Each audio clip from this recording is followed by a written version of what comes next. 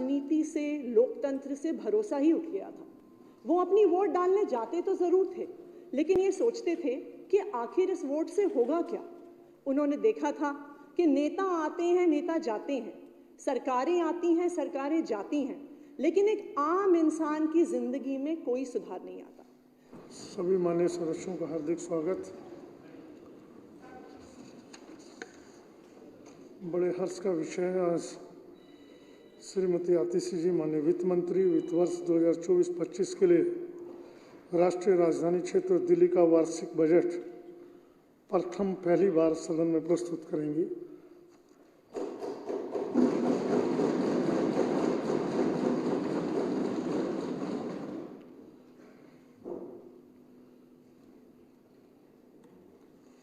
माननीय अध्यक्ष महोदय, मैं इस सम्मानित सदन में वित्तीय वर्ष 2024-25 के बजट का प्रस्ताव प्रस्तुत कर रही हूँ। ये हम सबके लिए गर्व की बात है कि आज अरविंद केजरीवाल जी की सरकार का 10वां बजट इस दिल्ली विधानसभा में प्रस्तुत हो रहा है। मैं इस उपलब्धि के लिए सबसे पहले दिल्ली के लोगों का धन्यवाद करना चाहती हूँ, जिन्होंने हमेशा हमारी सरकार पर अपना प्यार, अपना आशीर्वाद और अपना भरोसा बना के रखा है। मैं व्यक्तिगत तौर पे दिल्ली के मुख्यमंत्री अरविंद केजरीवाल जी का धन्यवाद करना चाहती हूँ, जिन्होंने मुझ पर भरोसा करके वित्त मंत्री के तौर पर दिल्ली विधानसभा में बजट प्रस्तुत करने का मौका दिया है। माननीय अध्यक्ष महोदय, मैं आज सिर्फ केजरीवाल सरकार का 10वां बजट नहीं प्रस्तुत कर रही हूँ, लेकिन आज मैं सदन में पिछले 10 साल में दिल्ली की जो बदलती हुई तस्वीर है वो इस सदन के सामने रखूंगी। अध्यक्ष महोदय, 2013 में जब हम लोग राजनीति में आए ही थे तो मैं देखती थी कि दिल्ली के लोगों का राजनीति से, लोकतंत्र से भरोसा ही उठ गया था। वो अपनी वोट डालने जाते तो जरूर थे, लेकिन ये सोचते थे कि आखिर इस वोट से होगा क्या। उन्होंने देखा था कि नेता आते हैं, नेता जाते हैं, सरकारें आती हैं, सरकारें जाती हैं, लेकिन एक आम इंसान की जिंदगी में कोई सुधार नहीं आता। उसकी जिंदगी में दुख, परेशानी, संघर्ष बने ही रहते। जब एक आम इंसान, एक आम परिवार को पहली तारीख को जब उनके हाथ में तनख्वाह आती है तो हर व्यक्ति यही सोचता था कि इससे 1 महीने का खर्चा कैसे चलेगा। 25 तारीख तक आते आते जब घर के सारे पैसे खत्म हो जाते थे तो गृहिणी ये सोचती थी कि बिना किसी पैसे के आखिरी 5 दिन कैसे निकलेंगे। एक आम परिवार में जब कोई बीमार हो जाता था तो इलाज के लिए परिवार को प्राइवेट अस्पताल का महंगा खर्च उठाना पड़ता था। बिल भरने के लिए जेवर गिरवी रखने पड़ते थे, मकान गिरवी रखना पड़ता था। एक आम परिवार को अपने बच्चों को पढ़ाने में भी संघर्ष करना पड़ता था। वो अपना पेट काट कर अपने बच्चे को महंगे प्राइवेट स्कूल में भेजता था, और इसके बावजूद भी पढ़ाई खत्म होने के बाद बच्चों को नौकरी नहीं मिलती थी। इन्हीं सब कारणों की वजह से एक आम आदमी का सिर्फ सरकारों से नहीं, अपनी वोट से भी भरोसा उठने लग गया था। ऐसे में दिल्ली के लोगों के लिए अरविंद केजरीवाल जी एक उम्मीद की किरण बनकर आए।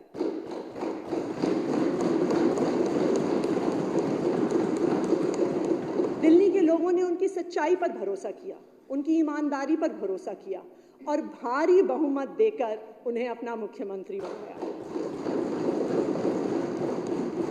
हम सभी जो सारे यहाँ पे इस सदन में हमारे सदस्य बैठे हैं, हम सभी भगवान श्री राम के जीवन से प्रेरित हैं। इसलिए हमने दिल्ली में राम राज्य के सपने को साकार करने का संकल्प लिया।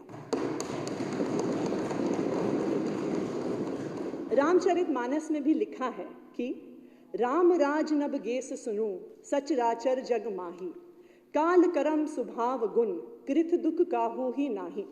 अर्थात श्री राम के राज्य में जड़ चेतन सारे जगत के काल, कर्म, स्वभाव और गुणों से उत्पन्न हुए दुख किसी को भी नहीं होते।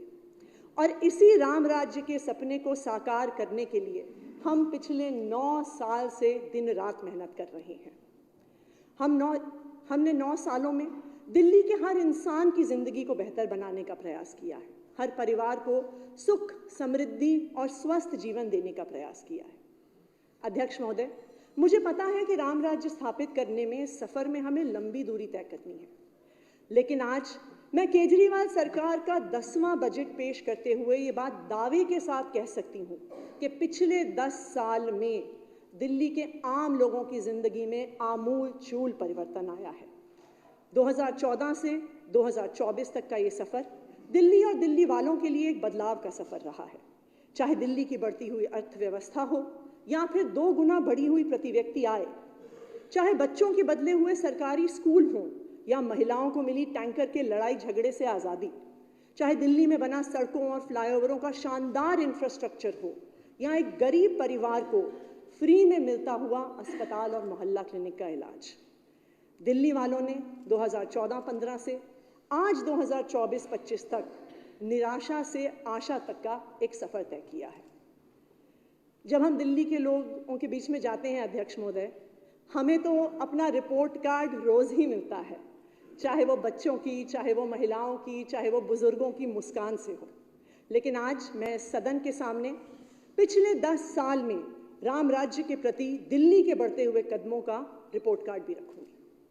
अध्यक्ष महोदय, रामायण में जब भी अयोध्या जी का वर्णन आता है तो कहा जाता है कि अयोध्या जैसा सुंदर और समृद्ध शहर पूरी दुनिया में नहीं था।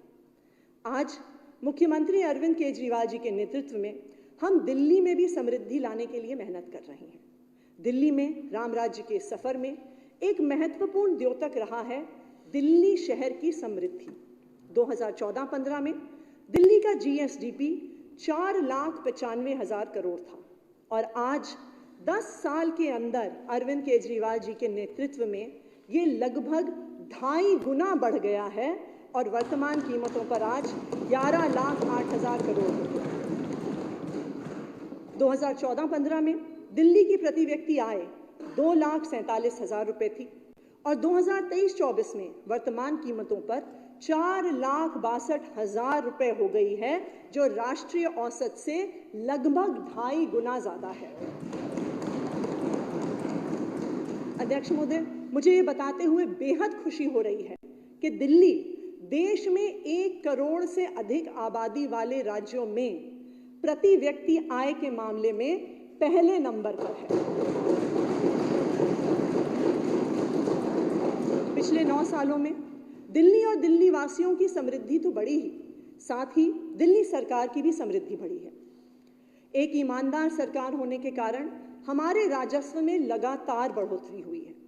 2014-15 में दिल्ली सरकार का बजट व्यय 30,940 करोड़ रुपए था और वित्त वर्ष 24-25 में केजरीवाल सरकार के 10वें बजट के रूप में मैं 76,000 करोड़ रुपए का बजट आज इस विधानसभा में प्रस्तुत कर रही हूं। देश के इतिहास में शायद ही ऐसी वृद्धि किसी भी और राज्य के बजट में हुई होगी जैसा केजरीवाल सरकार के अंडर हुई है। वर्ष 2014-15 में 7,430 करोड़ रुपए के पूंजीगत व्यय, जो एक तरह से किसी भी राज्य के डेवलपमेंट का इंडिकेटर होता है, जो कैपिटल एक्सपेंडिचर, 2014-15 में 7,430 रुपए के पूंजीगत व्यय की तुलना में इस साल पूंजीगत व्यय 15,089 करोड़ रुपए हो गया है, जो 2014-15 के दुगने से भी ज्यादा है।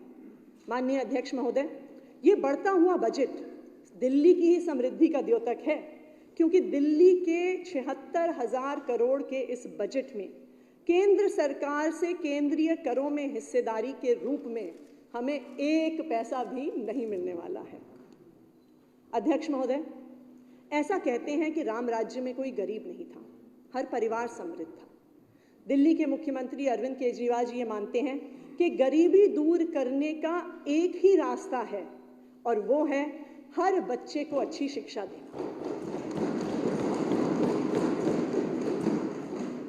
दिल्ली के लोगों ने 2015 में जब अरविंद केजरीवाल जी को अपना मुख्यमंत्री चुना तो उन्होंने शिक्षा को अपना राजधर्म बनाया और पिछले 9 सालों में अपने प्रयासों से दिल्ली की शिक्षा व्यवस्था में आमूलचूल परिवर्तन लेकर आए। मुझे याद है अरविंद केजरीवाल जी के मुख्यमंत्री बनने से पहले दिल्ली के सरकारी स्कूलों का क्या हाल होता था। आप स्कूल के अंदर जाइए तो सबसे पहले टॉयलेट की बदबू आती थी, ऐसे होते थे दिल्ली की सरकारी स्कूल। पीने का पानी नहीं होता था, खिड़कियां टूटी हुई होती थी, लाइटें टूटी हुई होती थी, क्लासरूम में डेस्क नहीं होता था, टीचर नहीं होते थे, ब्लैक बोर्ड नहीं होता था। जर्जर टूटी सीलन खाई दीवारों वाले अंधेरे क्लासरूम में ऐसा लगता था कि मानो बच्चों की शिक्षा ही कहीं गुम हो गई हो। कोई भी व्यक्ति अपने दिल पर पत्थर रखकर मजबूरी में अपने बच्चे को प्राइवेट स्कूल में भेजता था और सोचता था कि काश मेरे पास थोड़े पैसे होते तो मैं अपने बच्चे को सरकारी स्कूल से निकाल के प्राइवेट स्कूल में डाल देता। ऐसा लगता था कि 3 साल के बच्चे की हाथ की लकीर ही उसका भविष्य तय कर देती थी।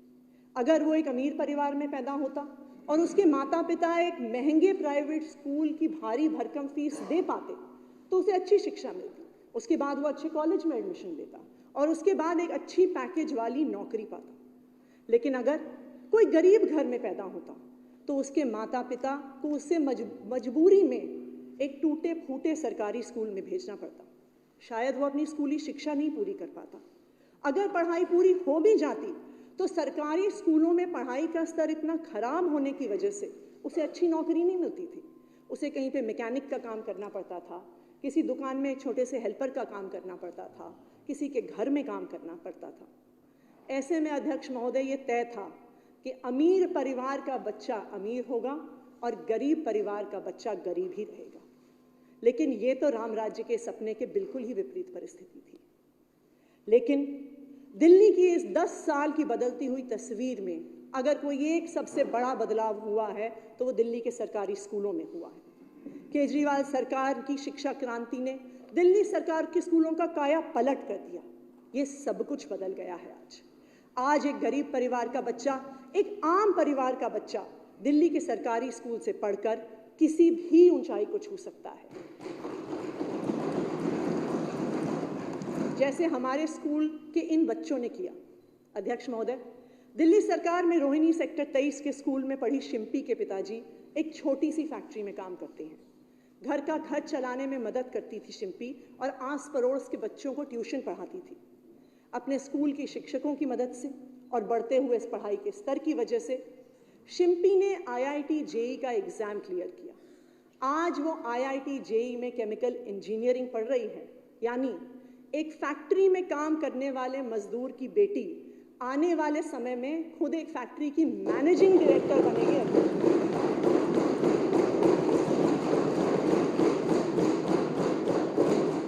दिल्ली के नंद नगरी स्कूल में पढ़ने वाला हिमांशु भी बड़ी मुश्किल परिस्थिति में जी रहा था।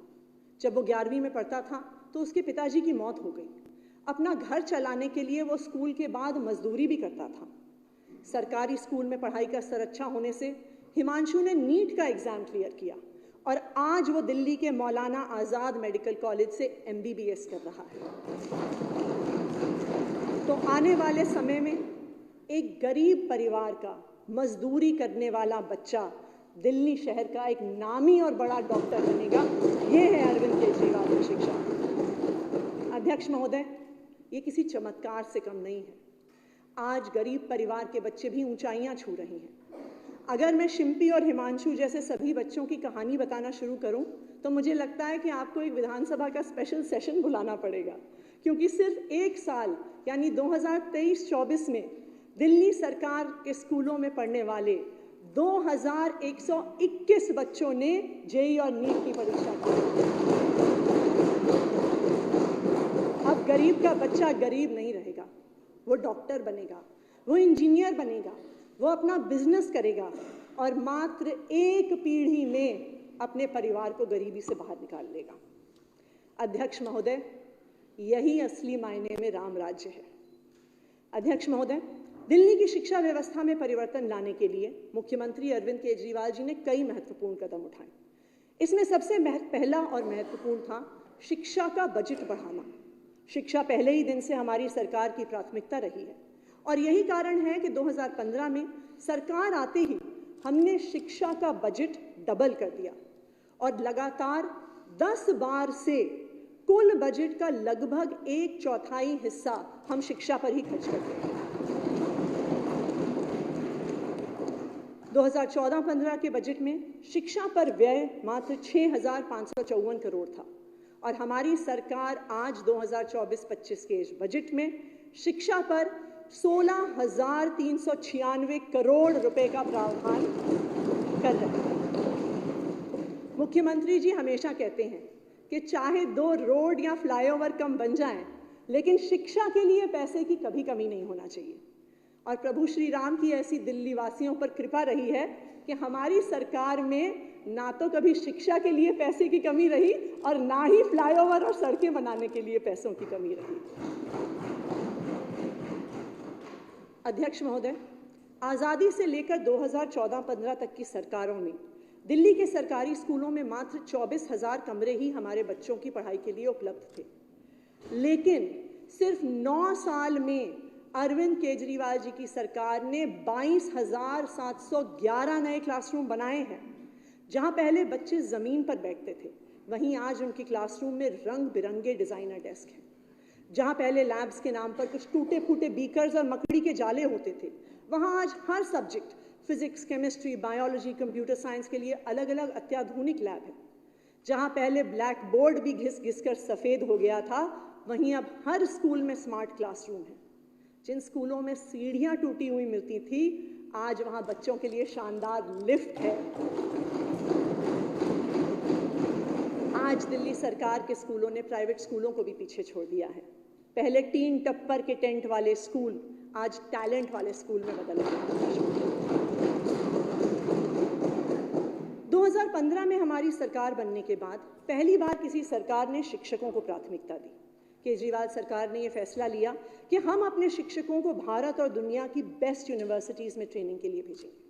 दिल्ली के मुख्यमंत्री अरविंद केजरीवाल जी का यह मानना था, जब तक हम अपने टीचर्स और प्रिंसिपल्स को वर्ल्ड क्लास ट्रेनिंग नहीं देंगे, तो वो हमारे बच्चों को वर्ल्ड क्लास शिक्षा कैसे देंगे।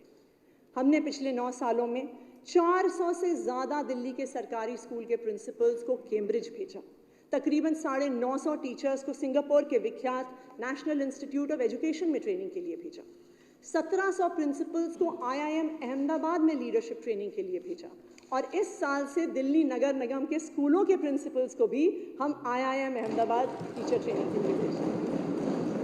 हमने पेरेंट्स को स्कूलों से जोड़ने का काम किया।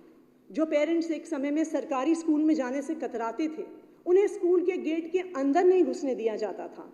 आज मेगा PTM और स्कूल मैनेजमेंट कमेटी के माध्यम से वो अपने बच्चों की शिक्षा में भागीदार बन रहे हैं। अध्यक्ष महोदय, दिल्ली के बच्चों को वर्ल्ड क्लास शिक्षा देने के लिए केजरीवाल सरकार ने 2021-22 में स्कूल्स ऑफ स्पेशलाइज्ड एक्सीलेंस की शुरुआत की। इसके तहत STEM, humanities, performing and visual arts, high end 21st century skills के 56 डोमेन्स में 38 स्कूल कैंपस आज पूरी दिल्ली में स्थापित किए गए हैं। 2014 में जहां सरकारी स्कूल में अपने बच्चों को पढ़ाना किसी गरीब परिवार के लिए मजबूरी होती थी, इस साल हमारे BR Ambedkar school of specialised excellence की 6,000 सीटों पर एडमिशन के लिए 1,40,000 एप्लीकेशंस आए। जिस अनुपात में SOSEs में एप्लीकेशंस आए हैं, शायद उतना IIT JEE में भी नहीं आते जितना हमारे SOSEs में आए। अध्यक्ष महोदय, इसके साथ ही हमारे 3 और specialised schools, armed forces preparatory school, Delhi sports school और दिल्ली मॉडल वर्चुअल स्कूल है। यह हमारे लिए गर्व की बात है कि आर्म्ड फोर्सेस प्रेपरेटरी स्कूल के पहले ही बैच के 76 बच्चों में से 32 बच्चों ने UPSC द्वारा आयोजित NDA की लिखित परीक्षा को पास कर लिया है। शिक्षा के क्षेत्र में केजरीवाल सरकार का एक और महत्वपूर्ण कदम रहा है स्कूलों में शिक्षकों और प्रिंसिपल्स की रिकॉर्ड भर्ती। 2014 तक दिल्ली सरकार के स्कूलों में 34,182 रेगुलर टीचर्स हुआ करते थे। आज दिल्ली सरकार के स्कूलों में 47,914 रेगुलर टीचर्स हैं और लगभग 7,000 की भर्तियां प्रक्रिया इस समय अभी चालू है। 2023 में पहली बार दिल्ली सरकार के स्कूलों में UPSC के माध्यम से सीधा 324 प्रिंसिपल्स की नियुक्ति हुई, जो अपने आप में एक रिकॉर्ड है। साथ ही 389 वाइस प्रिंसिपल्स को भी प्रिंसिपल के रूप में प्रमोट किया गया। इन सब कदमों से सुनिश्चित हुआ कि दिल्ली सरकार के लगभग सभी स्कूलों में आज एक नियमित प्रिंसिपल है, एक स्कूल लीडर है। World class building, world class teacher training, parents की भागीदारी, स्कूल ऑफ स्पेशलाइज्ड एक्सीलेंस ने आज दिल्ली सरकार के स्कूलों को देश और दुनिया के सबसे शानदार स्कूलों के बराबर लाके खड़ा कर दिया है। पिछले 8 सालों से दिल्ली सरकार के स्कूलों के बोर्ड का रिजल्ट प्राइवेट स्कूलों से बेहतर आ रहा है। और ना सिर्फ इतना, पिछले 3 सालों में 4 लाख से ज़्यादा बच्चों ने प्राइवेट स्कूलों को छोड़कर दिल्ली सरकार के स्कूलों में एडमिशन किया।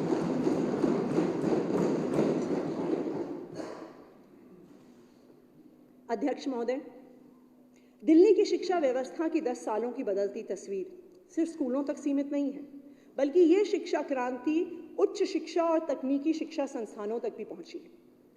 महोदय, 2014 तक उच्च शिक्षा के लिए दिल्ली सरकार की 3 universities, Ambedkar university, national law university और गुरु गोबिंद सिंह इंद्रप्रस्थ यूनिवर्सिटी में छात्रों की संख्या 71,416 थी।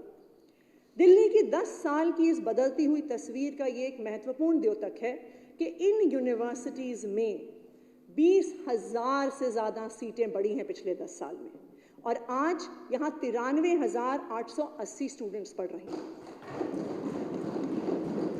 तकनीकी शिक्षा के क्षेत्र में भी केजरीवाल सरकार के प्रयासों की बदौलत 2014-15 में टेक्निकल एजुकेशन यूनिवर्सिटीज़ में 12,204 की तुलना में 2023-24 में सीटों की संख्या 62,000 हो गई है, यानी 40,000 सीटें बढ़ गई। साथ ही हमारी सरकार ने 3 नई universities, Delhi skills and entrepreneurship university, Delhi teachers university और दिल्ली स्पोर्ट्स यूनिवर्सिटी की भी शुरुआत की है।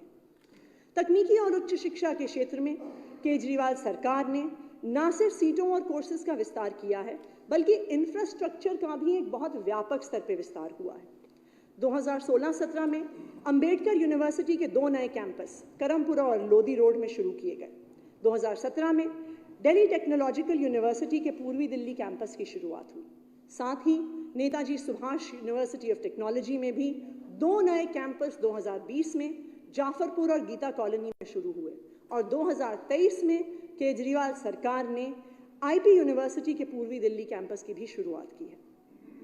दिल्ली की शिक्षा में 10 साल में जो तस्वीर बदली है, उसने ये दिखा दिया है कि अगर किसी सरकार की इच्छा शक्ति हो तो वो हर बच्चे को वर्ल्ड क्लास शिक्षा और एक बेहतरीन भविष्य दे सकता है। लेकिन अध्यक्ष महोदय, इस शिक्षा क्रांति को लाने में अगर किसी एक व्यक्ति की सबसे महत्वपूर्ण भूमिका रही तो वो है दिल्ली के शिक्षा क्रांति के जनक और मेरे बड़े भाई मनीष सिसोदिया जी।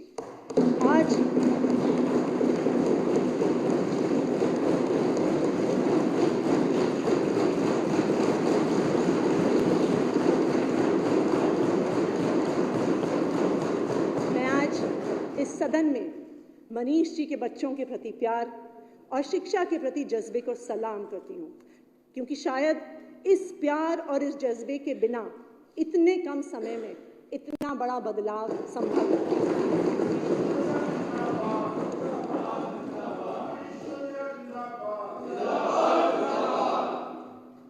अध्यक्ष महोदय, राम राज्य का दूसरा सिद्धांत है हर बीमार का इलाज। तुलसीदास जी की रामचरितमानस में एक चौपाई है, अल्प मृत्यु नहीं कवनियो पीरा, सब सुंदर सब बिरुज शरीरा, नहीं दरिद्र कोई दुखी न दीना, नहीं कोई अबुद्ध न लक्षण। अर्थात प्रभु राम के राज्य में सबके स्वस्थ और सेहतमंद रहने की व्यवस्था है। किसी की भी अल्पायु में मृत्यु नहीं होती, ना किसी को कोई दुख होता है, सभी सुंदर और निरोग हैं, ना कोई दरिद्र है, ना दुखी है और ना गरीब है। अध्यक्ष महोदय, ये हमारे देश का दुर्भाग्य है कि हम इस परिकल्पना से बहुत दूर हैं।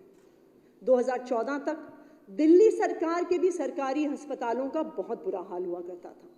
अस्पतालों की गंदगी देखकर भरोसा नहीं होता था कि यहाँ पर इलाज भी हो सकता है।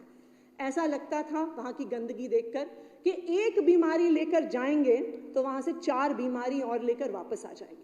आप सब याद कीजिए, सरकारी अस्पताल का वो दृश्य, गंदे फर्श, टूटे और बदबूदार टॉयलेट, पीली चद्दरें, ओपीडी काउंटर पर भीड़ और जवाब देने वाला कोई नहीं, दवाई के काउंटर पर लंबी लंबी लाइनें पर केमिस्ट नहीं। सरकारी हेल्थ केयर सिस्टम खुद ही बीमार था। अध्यक्ष महोदय, किसी के पास थोड़े से भी पैसे होते थे तो वो सोचता था कि अपने परिवार के सदस्य का इलाज मैं प्राइवेट अस्पताल में करा लूं, लेकिन एक सदस्य की एक बीमारी के इलाज में आने वाले खर्च से ही परिवार की सारी जमा पूंजी खत्म हो जाती थी। यहाँ तक कि घर, मकान, जेवर तक गिरवी रखने की नौबत आ जाती थी। अध्यक्ष महोदय, ये कैसी अमानवीयता है जो किसी इंसान को इतना बेबस कर देती थी कि वो अपने पिता की जान या अपने पुरखों की जायदाद में से सिर्फ किसी एक को बचाने की में मजबूर हो जाता था। NSSO की 2014 की रिपोर्ट के मुताबिक सिर्फ एक सामान्य बीमारी के हॉस्पिटलाइजेशन होने पर दिल्ली के किसी परिवार को 38,000 रुपए तक का खर्च उठाना पड़ता था। 2014 में दिल्ली की प्रति व्यक्ति आय 2,47,000 रुपए थी, यानी सिर्फ एक सामान्य बीमारी का एक सामान्य हॉस्पिटलाइजेशन होने पर परिवार के सालाना आय का 15% हिस्सा खर्च हो जाता था। और अगर एक बड़ी बीमारी हो जाती तो उसके लाखों के इलाज में परिवार कर्ज के तले दब जाता था। लेकिन केजरीवाल सरकार ने यह प्रण लिया कि दिल्ली में रहने वाले हर व्यक्ति को हम वर्ल्ड क्लास स्वास्थ्य सुविधाएं देंगे, चाहे वो अमीर हो या वो गरीब हो। मुझे बहुत गर्व है कि केजरीवाल सरकार के आने के 9 साल में हमारी दिल्ली की स्वास्थ्य व्यवस्था ने मजबूरी से मजबूती तक और निराशा से विश्वास तक का सफर तय किया।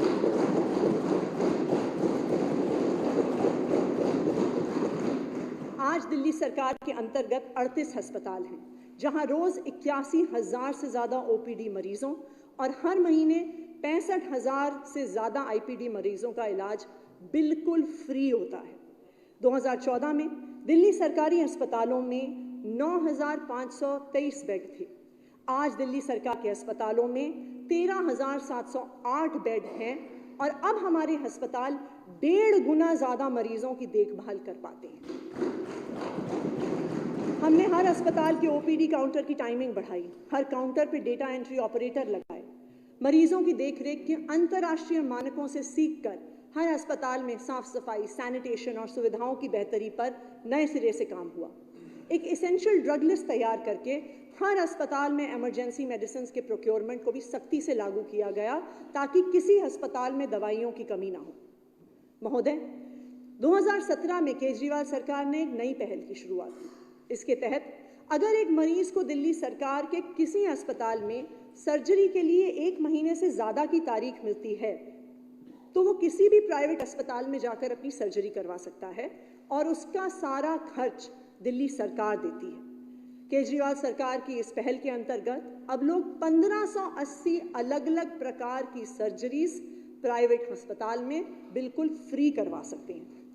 2014 तक दिल्ली के सरकारी अस्पतालों में डायग्नोस्टिक टेस्ट करवाने के लिए भी लोगों को महीनों लंबा इंतजार करना पड़ता था, लेकिन आज केजरीवाल सरकार ने इस जर्जर व्यवस्था को बदल दिया है। अब ना केवल अस्पतालों में रेगुलर टेस्ट होते हैं बल्कि बिल्कुल फ्री भी होते हैं। अगर सरकारी अस्पताल व्यस्त हो तो सरकारी निजी सेंटर्स और अस्पतालों के साथ टेस्ट का प्रबंध करती है। फ्री डायग्नोस्टिक टेस्ट के शुरू होने के बाद से अब तक दिल्ली के लोगों ने 5,67,000 से ज्यादा टेस्ट करवाए हैं। सिर्फ अस्पताल के अंदर नहीं, अस्पताल तक पहुंचने के संघर्ष में भी केजरीवाल सरकार परिवारों के साथ खड़ी रही है। 2014 में सरकार के पास मौजूद लगभग 155 कैट्स एम्बुलेंस के मुकाबले आज दिल्ली में 380 कैट्स एम्बुलेंस हैं। इस फ्लीट को हर साल बढ़ाकर हम इस स्तर पर ले आए हैं कि हमारी एम्बुलेंस का एवरेज रिस्पॉन्स टाइम 10 साल में 55 मिनट से घटकर मात्र 15 मिनट।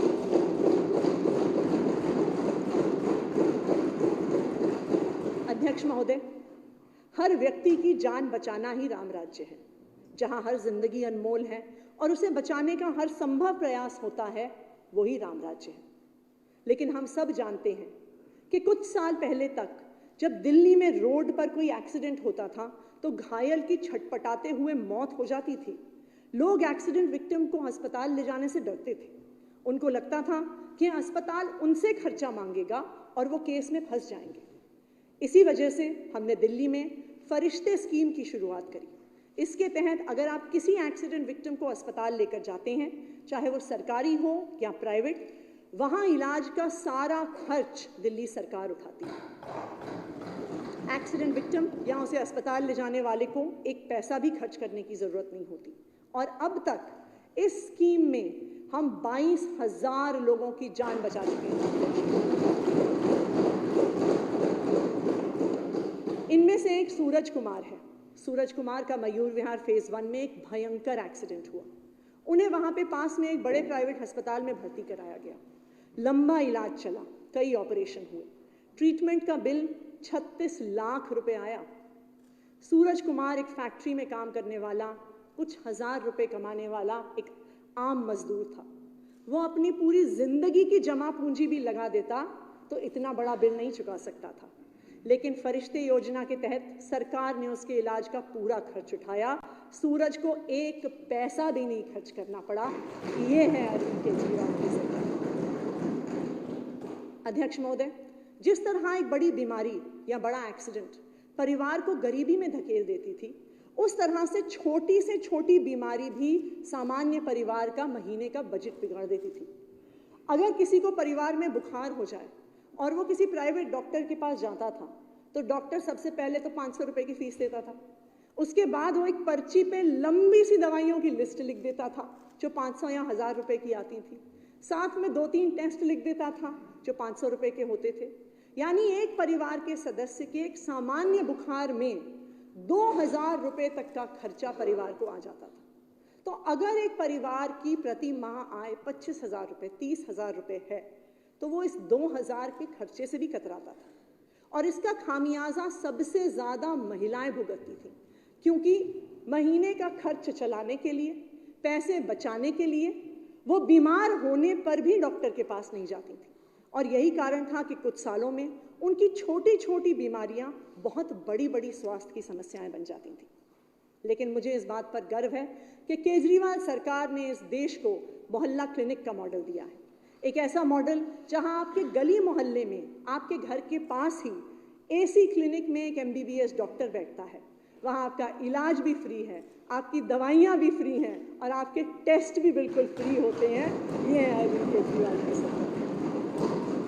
9 सालों में स्वास्थ्य को अपनी प्राथमिकता बनाए रखने के बाद आज मैं गर्व से इस बात को कह सकती हूँ कि राम राज्य को साकार करने के प्रयास में हमने दिल्ली में 530 मोहल्ला क्लिनिक खोले हैं, जहां रोजाना 64,000 लोगों को मुफ्त में दवाई, इलाज और टेस्ट मिलता है।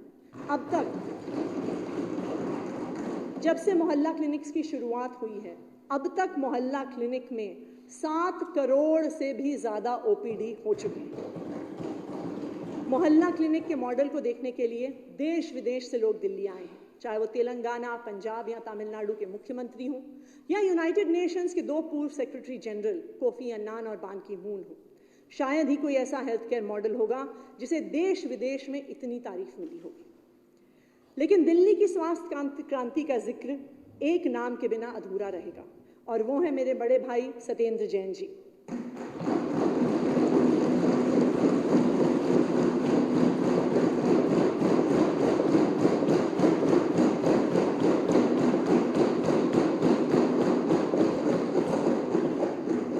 जिस तरह राम भक्त हनुमान जी आपदा की घड़ी में संजीवनी का पर्वत ही उखाड़ के ले आए थे, उसी तरह सत्येंद्र जैन जी ने दिल्ली की चरमराती हुई स्वास्थ्य व्यवस्था को पुनर्जीवित किया है।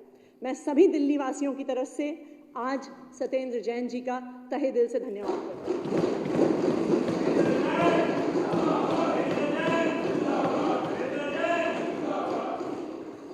राम राज्य का अगला महत्वपूर्ण सिद्धांत है महिलाओं की सुरक्षा और सम्मान।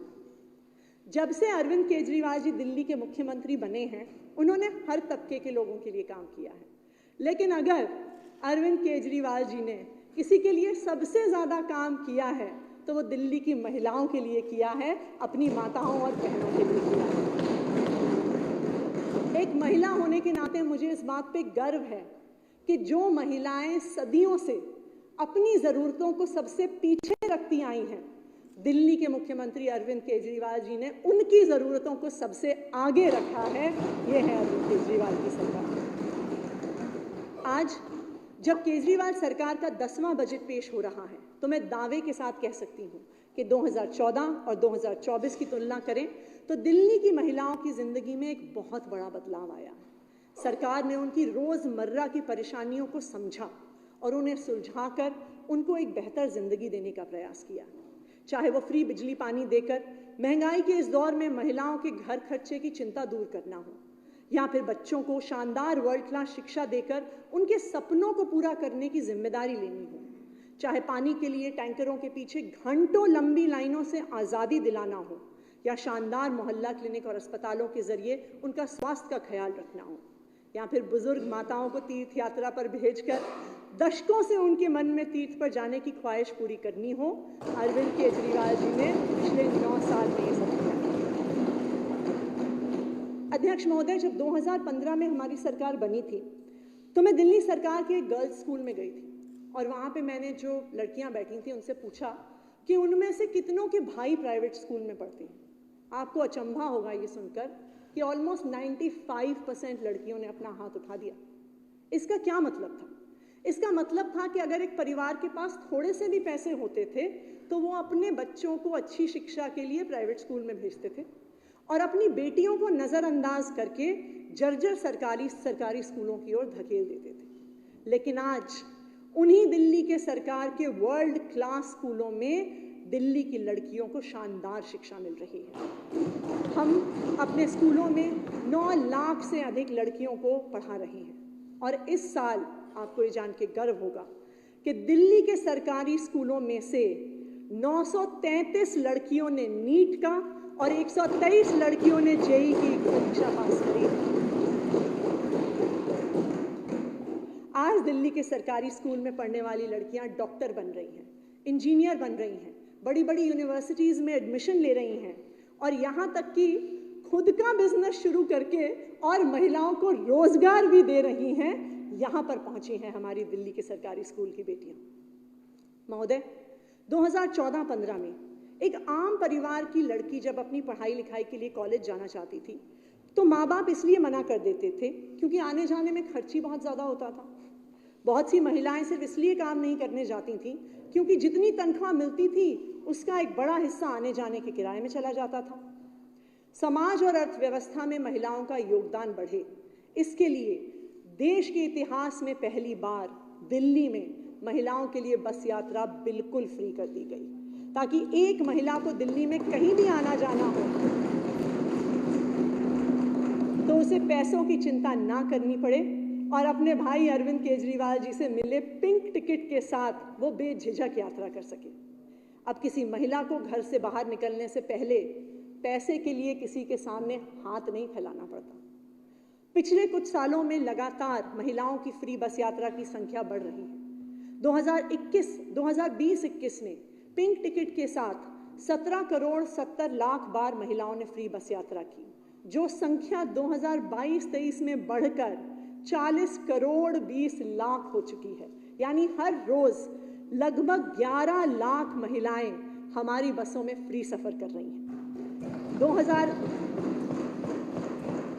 2019 से शुरू होकर अब तक मात्र 5 साल में 153 करोड़ बार महिलाओं ने फ्री में बस यात्रा की। अध्यक्ष महोदय, लॉ एंड ऑर्डर केजरीवाल सरकार के अंतर्गत नहीं आता, फिर भी एक बड़े भाई का धर्म निभाते हुए दिल्ली के मुख्यमंत्री अरविंद केजरीवाल जी ने दिल्ली की सड़कों को सुरक्षित बनाने के लिए कई प्रयास किए। मुख्यमंत्री सीसीटीवी योजना के तहत आज दिल्ली में 2,60,000 से ज़्यादा सीसीटीवी कैमरा लगे हैं। फोर्ब्स इंडिया की 2021 की रिपोर्ट के मुताबिक दिल्ली शहर के हर स्क्वायर माइल में 1820 से अधिक कैमरा लगाए गए हैं। अब सीसीटीवी सर्वेलेंस पर स्क्वायर माइल के आंकड़े में दिल्ली ने न्यूयॉर्क और लंदन को भी पीछे छोड़ दिया है। ये है सेफ्टी पिन नामक एक संस्था की रिपोर्ट के अनुसार दिल्ली में 2014 में लगभग 7,500 डार्क स्पॉट्स होते थे, जहां अंधेरे की वजह से महिलाएं गुजर भी नहीं पाती थी। इस डर को खत्म करने के लिए केजरीवाल सरकार ने सड़कों को बड़े स्तर पर रोशन किया। 2014 तक पीडब्ल्यूडी की 1400 किलोमीटर की सड़कों पर 66,000 लाइटें थीं, जो कि आज बढ़कर 87,000 हो गई हैं। यानी हर किलोमीटर पर 62 से ज़्यादा लाइटें हैं।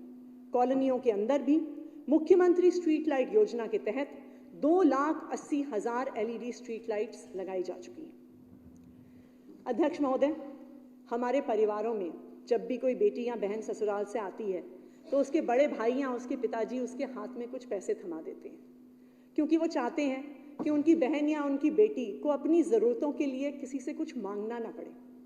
और आज दिल्ली के मुख्यमंत्री अरविंद केजरीवाल जी एक बड़े बेटे का फर्ज निभाते हुए 2024-25 में एक नई क्रांतिकारी योजना लेकर आ रही हैं। ये शायद 2024-25 के बजट का सबसे बड़ा कदम है। इस योजना का नाम है मुख्यमंत्री महिला सम्मान योजना और इसके तहत 18 साल की उम्र से ज़्यादा की हर महिला को 1000 रुपये प्रति माह की सम्मान राशि।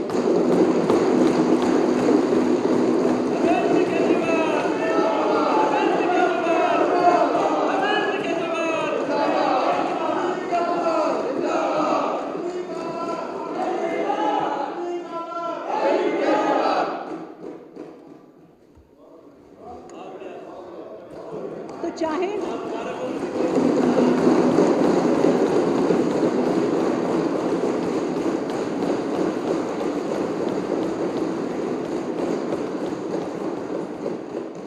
कॉलेज में पढ़ने वाली किसी बिटिया को एक्स्ट्रा किताबों की ज़रूरत हो, सरकारी नौकरी की तैयारी कर रही किसी बेटी को कोचिंग की ज़रूरत हो, या एक घर में रहने वाली महिला को सिनेमा हॉल में मूवी देखने की इच्छा हो, अब अपने व्यक्तिगत खर्चे के लिए उसे किसी के सामने हाथ नहीं फैलाने पड़ेंगे, क्योंकि उनके भाई दिल्ली के मुख्यमंत्री अरविंद केजरीवाल उन्हें हर महीने 1000 रुपये।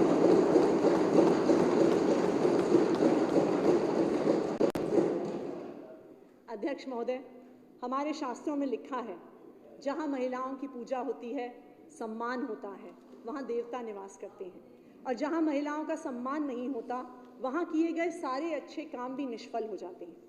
मुझे भरोसा है कि दिल्ली में हो रहे महिला सुरक्षा और सम्मान के इन प्रयासों से भगवान श्री राम का आशीर्वाद सभी दिल्ली वासियों को जरूर मिलेगा। अध्यक्ष महोदय, उम्र के एक पड़ाव पर आकर हर बुजुर्ग सोचता है कि तीर्थ यात्रा कराऊं, भगवान के दर्शन कराऊं, लेकिन कई बार मन में इच्छा होने के बावजूद भी वो जा नहीं पाते, तीर्थ यात्रा कर नहीं पाते। कभी पैसे की कमी होती है, कभी कोई साथ देने वाला नहीं होता, कभी कोई इंतजाम करने वाला नहीं होता। लेकिन ये दिल्ली के लोगों का सौभाग्य है कि 2015 में अरविंद केजरीवाल जी के रूप में उनको सिर्फ एक मुख्यमंत्री नहीं मिला, उनको अपने परिवार का सबसे बड़ा बेटा मिला है। एक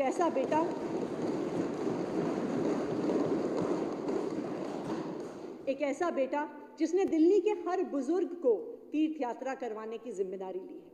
इसलिए 2019 में मुख्यमंत्री तीर्थ यात्रा योजना की शुरुआत हुई, जिसके तहत हमारी तीर्थ यात्रा की ट्रेनें अयोध्या जी, मथुरा, वृंदावन, रामेश्वरम, जगन्नाथपुरी, द्वारकाधीश, तिरुपति बालाजी इत्यादि जगह पर जाती हैं।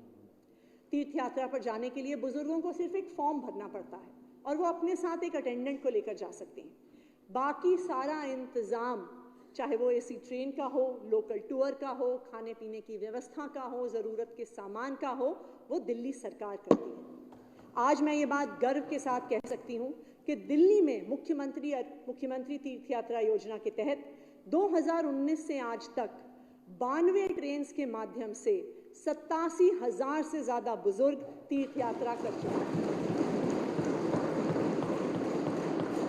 आने वाले साल में भी हम इस योजना के लिए 80 करोड़ रुपए का प्रावधान कर रहे हैं। अध्यक्ष महोदय, रामायण की शायद सबसे मार्मिक कहानी श्रवण कुमार की है, जिसने अपने नेत्रहीन माता पिता को अपने कंधे पर बैठाकर तीर्थ यात्रा करवाई। ये कहना कोई अतिशयोक्ति नहीं होगी कि आज के इस आधुनिक युग में अगर कोई श्रवण कुमार है तो वो दिल्ली के मुख्यमंत्री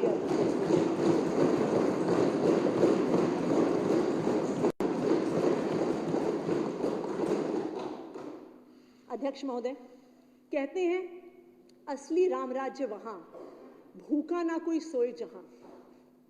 इस सिद्धांत को यथार्थ करने के लिए हमने कई प्रयास किए हैं। दिल्ली में 10,897 आंगनवाड़ियां हैं, जिनके माध्यम से हम 8 लाख महिलाओं और बच्चों की पोषण की व्यवस्था करते हैं। रोज 3 से 6 साल के 1,80,000 बच्चों को पौष्टिक गर्मा गर्म खाना मिलता है। 3 साल तक के 3,40,000 बच्चों को पंजीरी नुमा न्यूट्रिशनल सप्लीमेंट और 1,20,000 गर्भवती और लैक्टेटिंग माताओं को न्यूट्रिशनल सप्लीमेंट दिया जाता है। ये सब करने के लिए हमने दिल्ली में 11 शानदार वर्ल्ड क्लास किचन बनाए हैं। साथ ही देश के टॉप न्यूट्रिशनिस्ट से बच्चों के लिए खाने की मेन्यू तैयार करवाई गई है, जिससे बच्चों के लिए ज्वार, बाजरा, रागी, राजमा, छोले, दाल जैसी हाई प्रोटीन चीज़ों से उनके पसंद के आहार बनाए जा सके।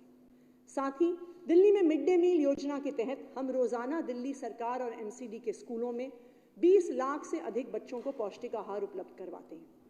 आंगनवाड़ियों और स्कूलों के इन प्रयासों से दिल्ली में कुपोषण बहुत कम हुआ है। 2014 में दिल्ली में सीवियर और मॉडरेट मैलन्यूट्रिशन से प्रभावित तकरीबन 2 लाख बच्चे थे और आज ये संख्या 90% घटकर मात्र 16,814 महोदय। इसी तरह केजरीवाल सरकार डूसिब के 198 शेल्टर होम्स में 17,000 बेघर लोगों के लिए भी पौष्टिक भोजन की व्यवस्था करती है। सर्दियों में ये संख्या 20,000 से भी ज़्यादा हो जाती है।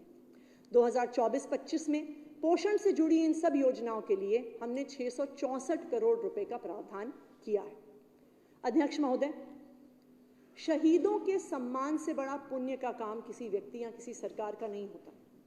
केजरीवाल सरकार देश की पहली ऐसी सरकार है जो शहीदों के सम्मान में उनके परिवारों को 1 करोड़ की सम्मान राशि देती है। सरकार में आते ही मुख्यमंत्री अरविंद केजरीवाल जी ने देश की रक्षा करते हुए अपने जान गंवाने वाले शहीदों के परिवारों को 1 करोड़ रुपए की सम्मान राशि देनी शुरू करी। महोदय, आज मैं इस सदन के समक्ष उन कुछ जाबाजों की कहानी साझा करना चाहती हूँ। द्वारका निवासी मेजर रघुनाथ भारतीय सेना की 3री बटालियन पैराशूट रेजिमेंट में थे। संभावित घुसपैठ के बाद खुफिया जानकारी के आधार पर 5 मई 2022 को सुखदार जम्मू कश्मीर में उन्होंने एक अभियान शुरू किया। वहां लाइन ऑफ कंट्रोल के पास एक सैन्य ऑपरेशन में वो शहीद हो गए। नांगलोई निवासी श्री दिनेश कुमार सीआरपीएफ के 205 कोबरा बटालियन के बतौर इंस्पेक्टर नियुक्त थे। 2013 में छत्तीसगढ़ में एक आईईडी ब्लास्ट में वे गंभीर रूप से घायल हो गए। लंबे समय तक बीमार रहे। 2017 में उनका निधन हो गया। अध्यक्ष महोदय, fireman Praveen Kumar Bhorgarh fire station में तैनात थे। उसी दौरान सीआईएसएफ कैंप के पास फैक्ट्री में आग लगने की घटना सामने आई। प्रवीण कुमार ने जांबाजी के साथ आग बुझाई, लेकिन वो स्वयं झुलस गए और उसके बाद सेप्टिक शॉक के कारण इलाज के दौरान वो शहीद हो गए। दिनेश कुमार, मेजर रघुनाथ, प्रवीण कुमार सहित 35 शहीदों को केजरीवाल सरकार ने पिछले 9 सालों में 1 करोड़ रुपए की सम्मान।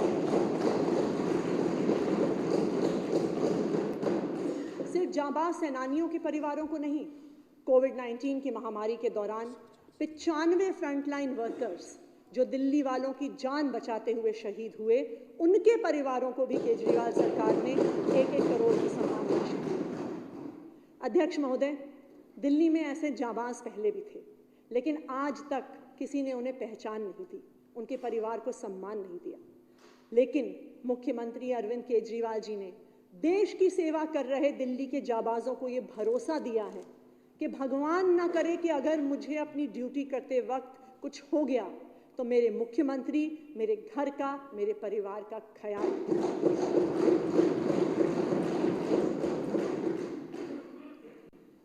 राम राज्य का अगला सिद्धांत है कि किसी के साथ अन्याय ना हो। रामायण में कहा गया है कि प्रभु श्री राम के राज्य में हर इंसान, पशु और जीव को न्याय स्वयं भगवान राम के दरबार से ही मिलता था। प्रभु श्री राम के दरबार में हमेशा सभी के लिए द्वार खुले रहते थे ताकि वे अन्याय से अपनी प्रजा की रक्षा कर सकें। लेकिन आज के आधुनिक युग में कोर्ट में और न्याय की उम्मीद में लेकर जाते हुए लोगों को सालों तक इंतजार करना पड़ता है। जुडिशियल इंफ्रास्ट्रक्चर और जजेस की कमी होने के कारण देश भर में लगभग 5 करोड़ कोर्ट केस लंबित हैं, जिस कारण लोगों को न्याय की आस में सालों तक इंतजार करना पड़ता है। अंग्रेजी में एक कहावत है, justice delayed is justice denied, यानी न्याय का समय पर ना मिलना अपने आप में ही एक अन्याय है। लेकिन दिल्ली के लोगों को समय पर न्याय मिले, इसके लिए केजरीवाल सरकार ने कोई कमी नहीं छोड़ी। 2014-15 में न्याय व्यवस्था के लिए कुल बजट मात्र 760 करोड़ होता था। केजरीवाल सरकार ने न्याय व्यवस्था को बेहतर बनाने के लिए साल दर साल उस बजट को बढ़ाया और मुझे ये कहते हुए गर्व है कि आज ये 4 गुना बढ़कर 3098 करोड़ रुपए हो गया। इसी बढ़ते हुए बजट की बदौलत दिल्ली में कोर्ट रूम्स की संख्या 2014 में 512 से बढ़कर आज 2024 में 749 तक पहुंच गई है। साथ ही दिल्ली में जजों की संख्या 2014 में 526 से लेकर आज 2024 में 840 तक पहुंच गई।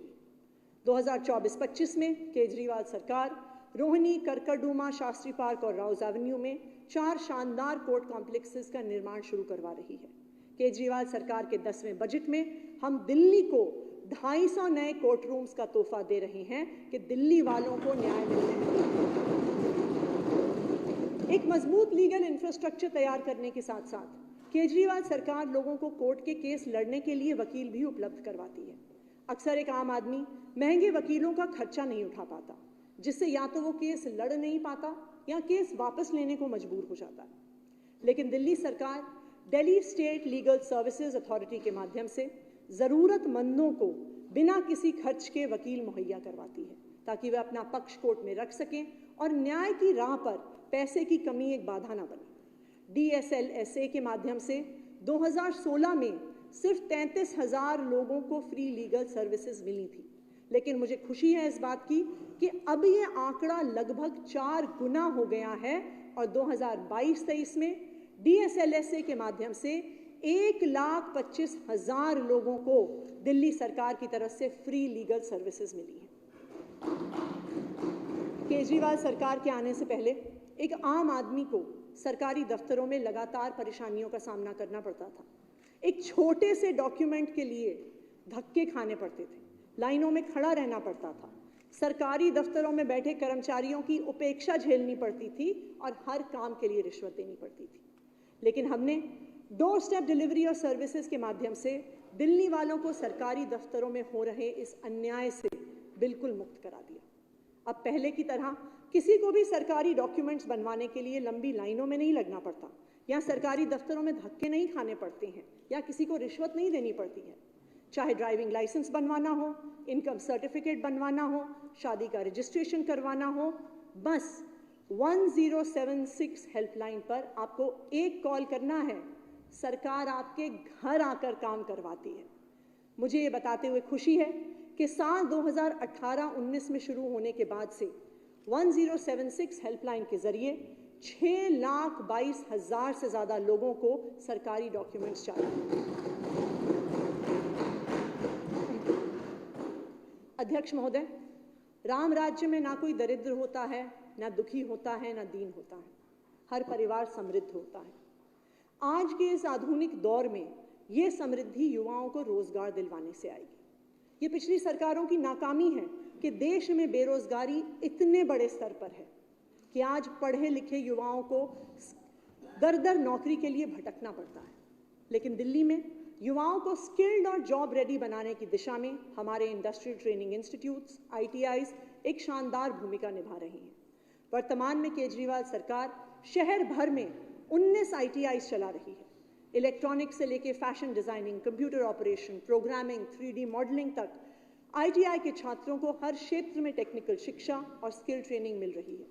और पिछले साल ITI से निकलने वाले 10,000 से ज़्यादा छात्रों को टोयोटा, मारुति, माइक्रोसॉफ्ट जैसी मशहूर कंपनियों में नौकरियां मिली हैं।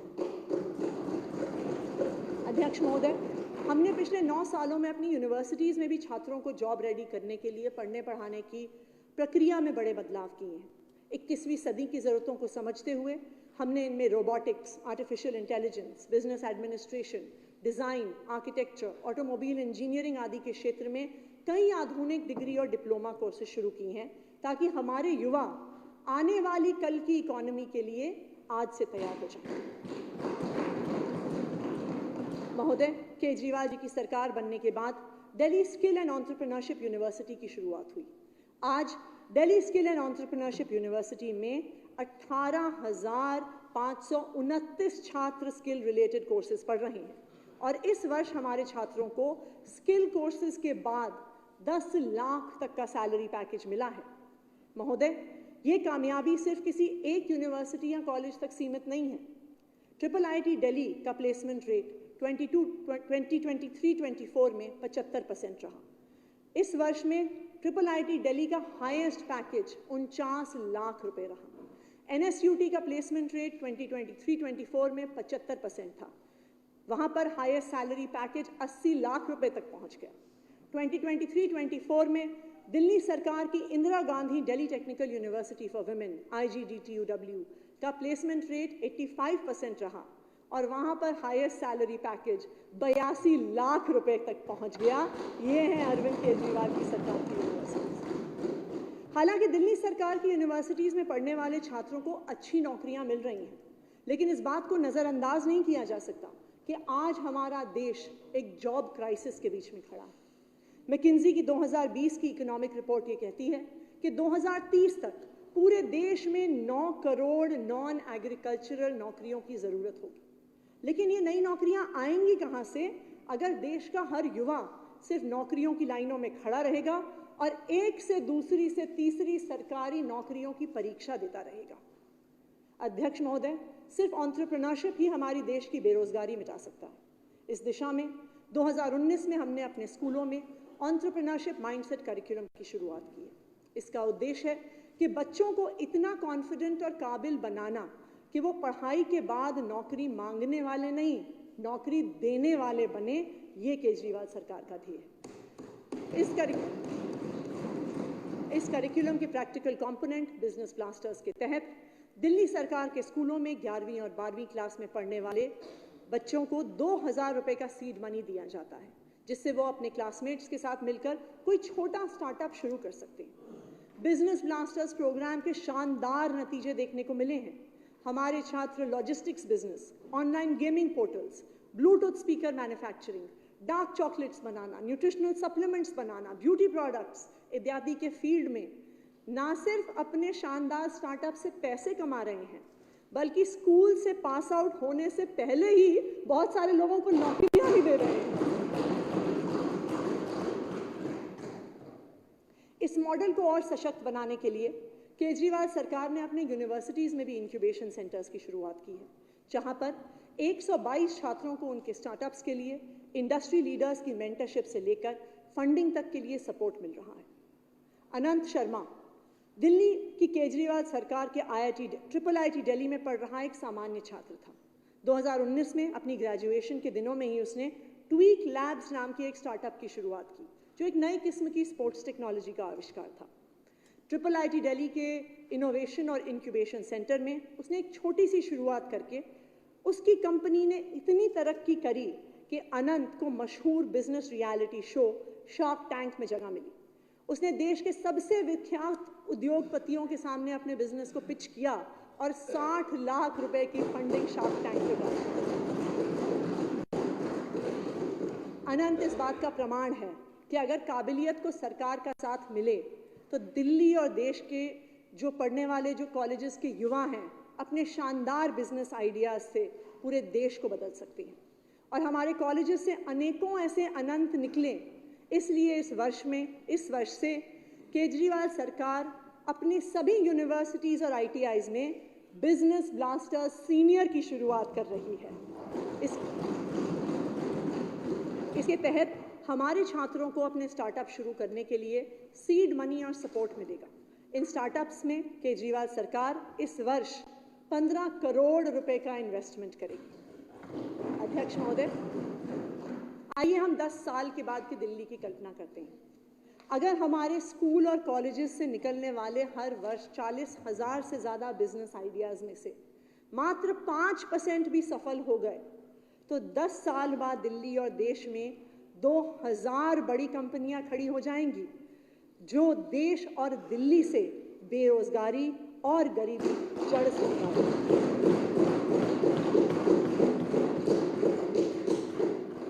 अध्यक्ष महोदय, यही असली राम राज्य होगा। अध्यक्ष महोदय, रावण के वध के बाद जब प्रभु श्री राम अयोध्या आए तो हर घर में दिए जलाए गए, दीपावली मनाई गई। कहते हैं राम राज्य का मतलब ही है कि हर घर रोशन रहेगा।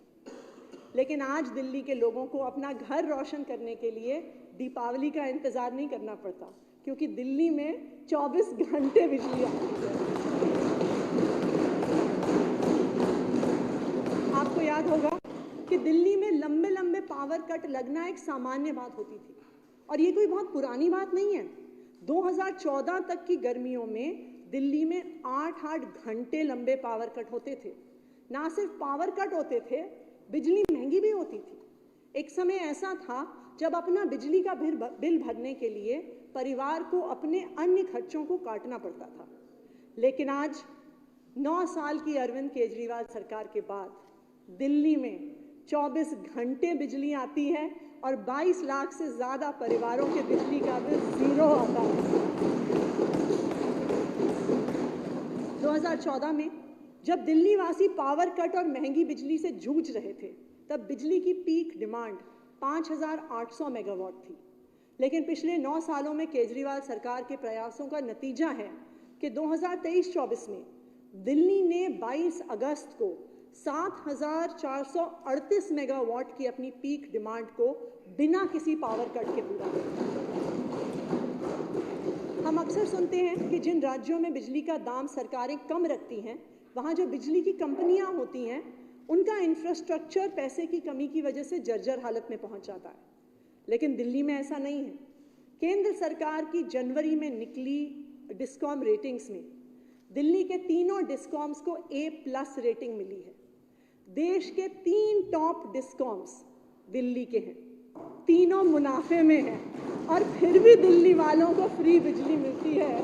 बताइए, ये राम राज्य नहीं है तो क्या है?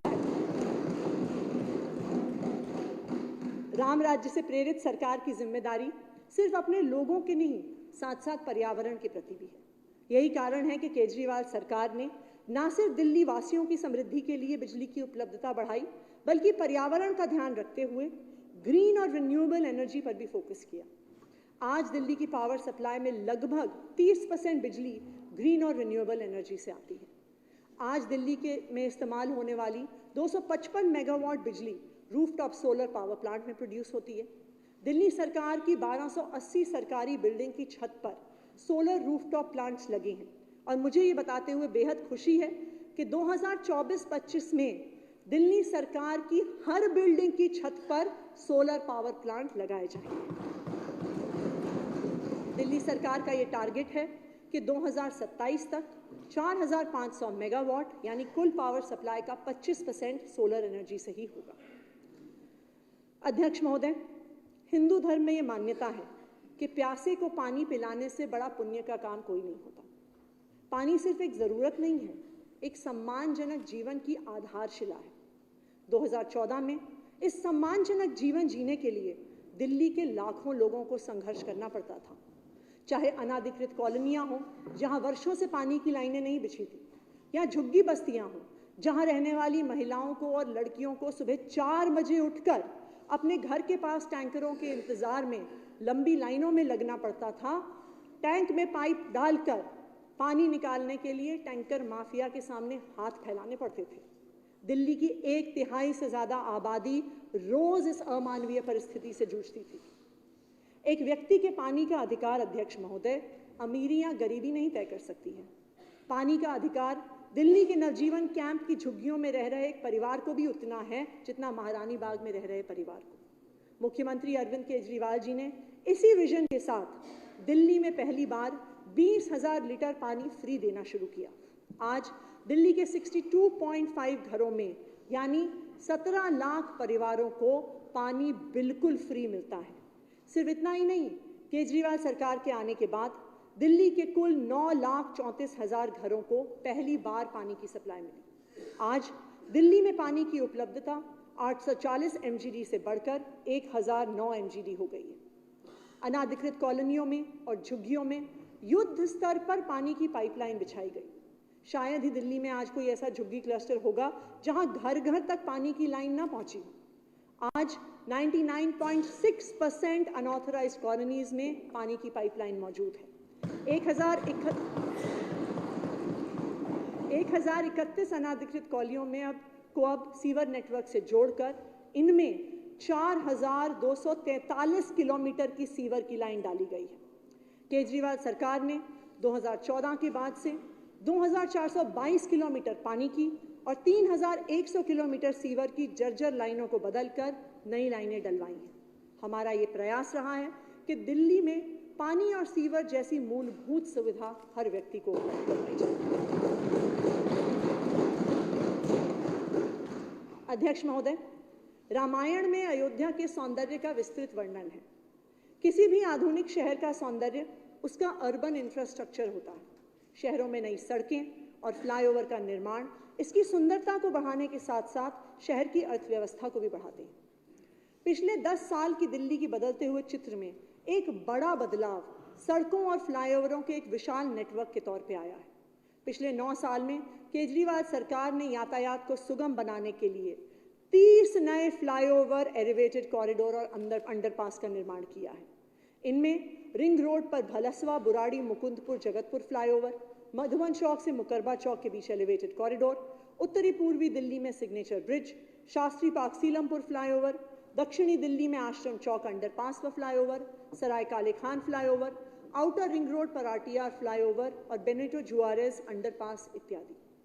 इन फ्लाईओवर्स के बनने से न केवल ट्रैफिक कंजेस्शन कम हुआ है, बल्कि जिन सड़कों को पार करने में घंटों लगा करते थे, अब वो इन फ्लाईओवर्स बन जाने से मिनटों में पार हो जाती हैं। 2017-18 तक दिल्ली दुनिया का चौथा सबसे कंजेस्टेड शहर था।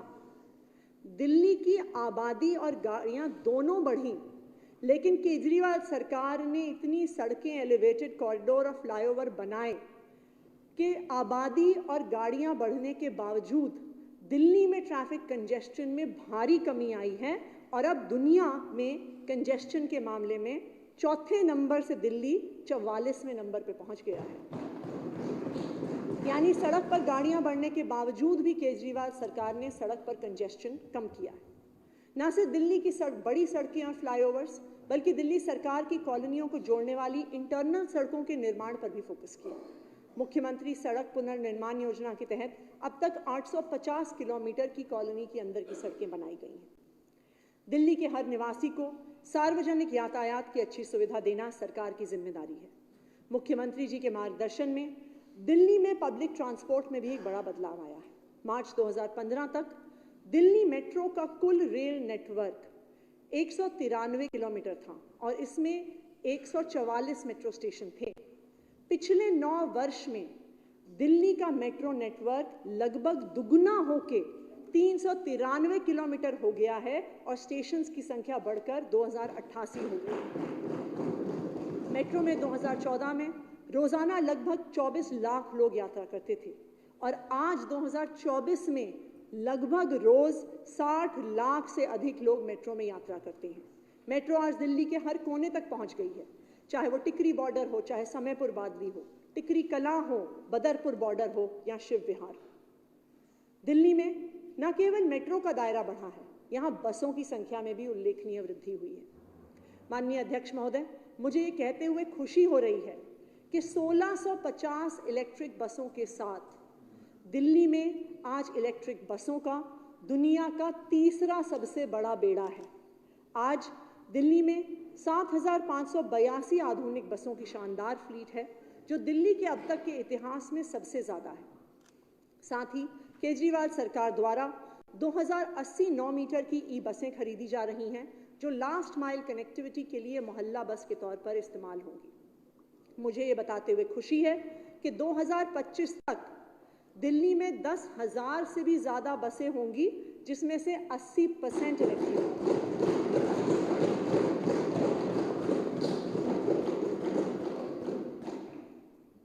अध्यक्ष महोदय, भगवान श्री राम के जीवन ने सिखाया है कि जो समाज में सबसे उपेक्षित है, उनके बारे में सबसे पहले सोचना हमारा धर्म है।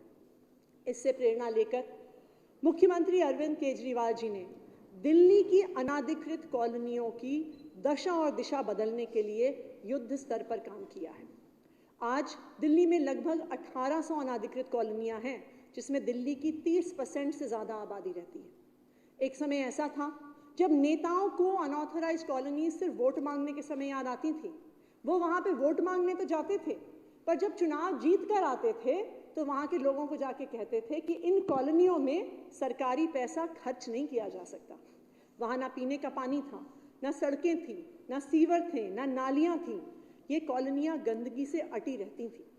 इनमें से ज़्यादातर कॉलोनियों में वो प्रवासी लोग रहते थे जो दिल्ली में एक बेहतर जिंदगी के लिए सपना संजो कर आए थे, लेकिन यहाँ उनके पास बुनियादी सुविधाएं भी नहीं थी। लेकिन 2015 में जब अरविंद केजरीवाल जी की सरकार बनी तो इन अनाधिकृत कॉलोनियों में रहने वाले लोगों को हर संभव सुविधा देने को हमने अपनी प्राथमिकता बनाया। यहाँ इंफ्रास्ट्रक्चर डेवलपमेंट कर लोगों को एक सम्मानजनक जीवन दिया। इन कॉलोनियों में हमने पानी और सीवर की लाइनें डलवाईं, नालियां बनवाईं और साथ साथ 1355 ऐसी कॉलोनियां हैं जिनमें 5175 किलोमीटर की सड़कें बनी।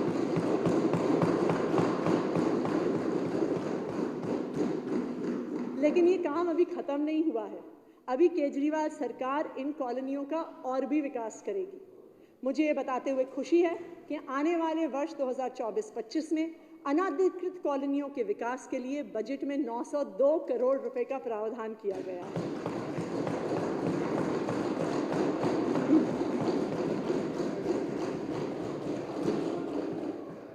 अध्यक्ष महोदय, अभी तक मैंने दिल्ली की 10 साल की बदलती हुई तस्वीर को सदन के सामने रखा है। ये बदलती हुई तस्वीर अरविंद केजरीवाल जी की वचनबद्धता का प्रमाण है। अध्यक्ष महोदय, महाराज दशरथ द्वारा माता कैकेयी को दिए हुए एक वचन को पूरा करने के लिए प्रभु श्री राम सब कुछ त्याग कर 14 वर्षों के लिए वनवास चले गए।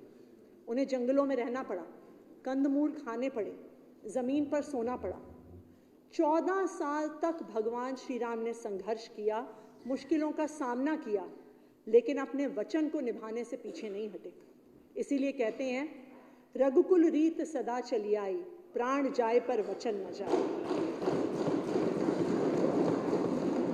ठीक उसी तरह दिल्ली के मुख्यमंत्री अरविंद केजरीवाल जी ने दिल्ली के लोगों से वादा किया था कि वो दिल्ली वासियों को बेहतर जिंदगी देंगे, उन्हें सम्मानजनक जीवन देंगे, उनके बच्चों को शानदार शिक्षा देंगे, उन्हें बेहतरीन स्वास्थ्य की सुविधाएं देंगे।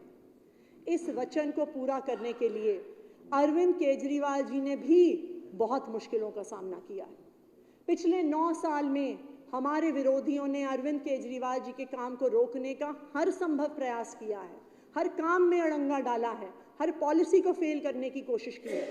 लेकिन जिस तरह तमाम मुश्किलों के बावजूद भी भगवान श्री राम अपने वचन से पीछे नहीं हटे, उसी तरह पिछले 9 सालों से अरविंद केजरीवाल जी भी दिल्ली वासियों को दिए गए अपने वचन को निभाने से पीछे नहीं हटे। अरविंद केजरीवाल जी के इस संघर्ष से दिल्ली वालों की जिंदगी बदल गई है। अब महिलाओं को पानी के टैंकर के लिए लंबी लाइनों में नहीं लगना पड़ता। अनाधिकृत कॉलोनी में रह रहे लोगों को अब सड़क, पानी, सीवर जैसी बुनियादी सुविधाएं मिल सकी हैं। जो महिलाएं सालों तक अपने घर की 4 दीवारी में बंद थीं, वो पिंक टिकट के माध्यम से अब घर से बाहर निकल सकती हैं। जो बुजुर्ग जो दशकों से तीर्थ यात्रा पर जाने की कयास लगाए बैठे थे, अब मुख्यमंत्री तीर्थ यात्रा योजना की बदौलत फ्री तीर्थ यात्रा कर पा रहे हैं। वो परिवार जिसने सीमा पर अपना बेटा खोया था, उन्हें सम्मान मिला है। गरीब परिवारों के बच्चों को शानदार शिक्षा मिली है। हर व्यक्ति को बेहतर इलाज मिला है। मुझे गर्व है कि पिछले 9 सालों से तमाम अड़चनों के बाद भी अरविंद केजरीवाल जी ने दिल्ली वासियों से किया अपना हर वादा निभाया है, चाहे उन्हें कितनी भी मुश्किलों का सामना करना पड़े।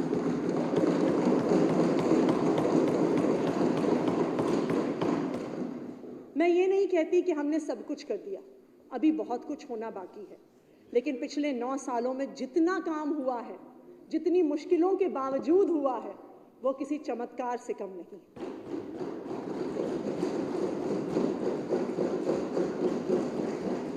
अध्यक्ष महोदय, मैं विश्वास के साथ कह सकती हूँ कि आने वाले वर्ष में भी राम राज्य को साकार करने का प्रयास जारी रहेगा। और अब इस वर्ष का बजट प्रस्ताव पेश करने से पहले मैं दिल्ली की आर्थिक स्थिति पर थोड़ी बात करना चाहती हूँ।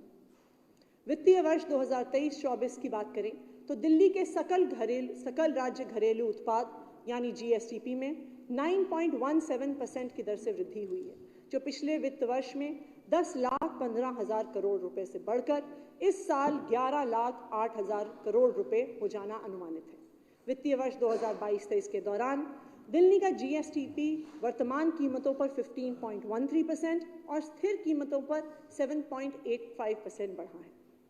दिल्ली की आबादी देश की कुल आबादी की 1.55% है, लेकिन दिल्ली का राष्ट्र जीडीपी में योगदान इससे दुगने से भी ज़्यादा है। 2023-24 में दिल्ली का राष्ट्र जीडीपी में योगदान स्थिर कीमतों पर 3.89% होने जा रहा है। अध्यक्ष जी, वित्त वर्ष 2023-24 के लिए संशोधित बजट का अनुमान 74,900 करोड़ रुपए प्रस्तावित है। ये संख्या 2022-23 में व्यय की गए 64,110 करोड़ रुपए से 16.83% अधिक है। 74,900 करोड़ रुपए के प्रस्तावित संशोधित बजट अनुमान में 56,440 करोड़ रुपए राजस्व व्यय और 16,460 करोड़ रुपए पूंजीगत व्यय के तहत है। वर्ष 2023-24 में स्थापना एवं अपरिहार्य व्यय 35,100 रुपए के स्वीकृत बजट अनुमान से बढ़कर संशोधित अनुमान में 35,275 करोड़ रुपए हो गया है।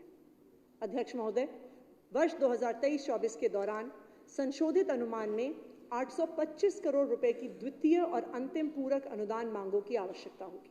इसलिए मैं पूरक अनुदान मांगों के लिए सदन से अनुरोध करती हूं।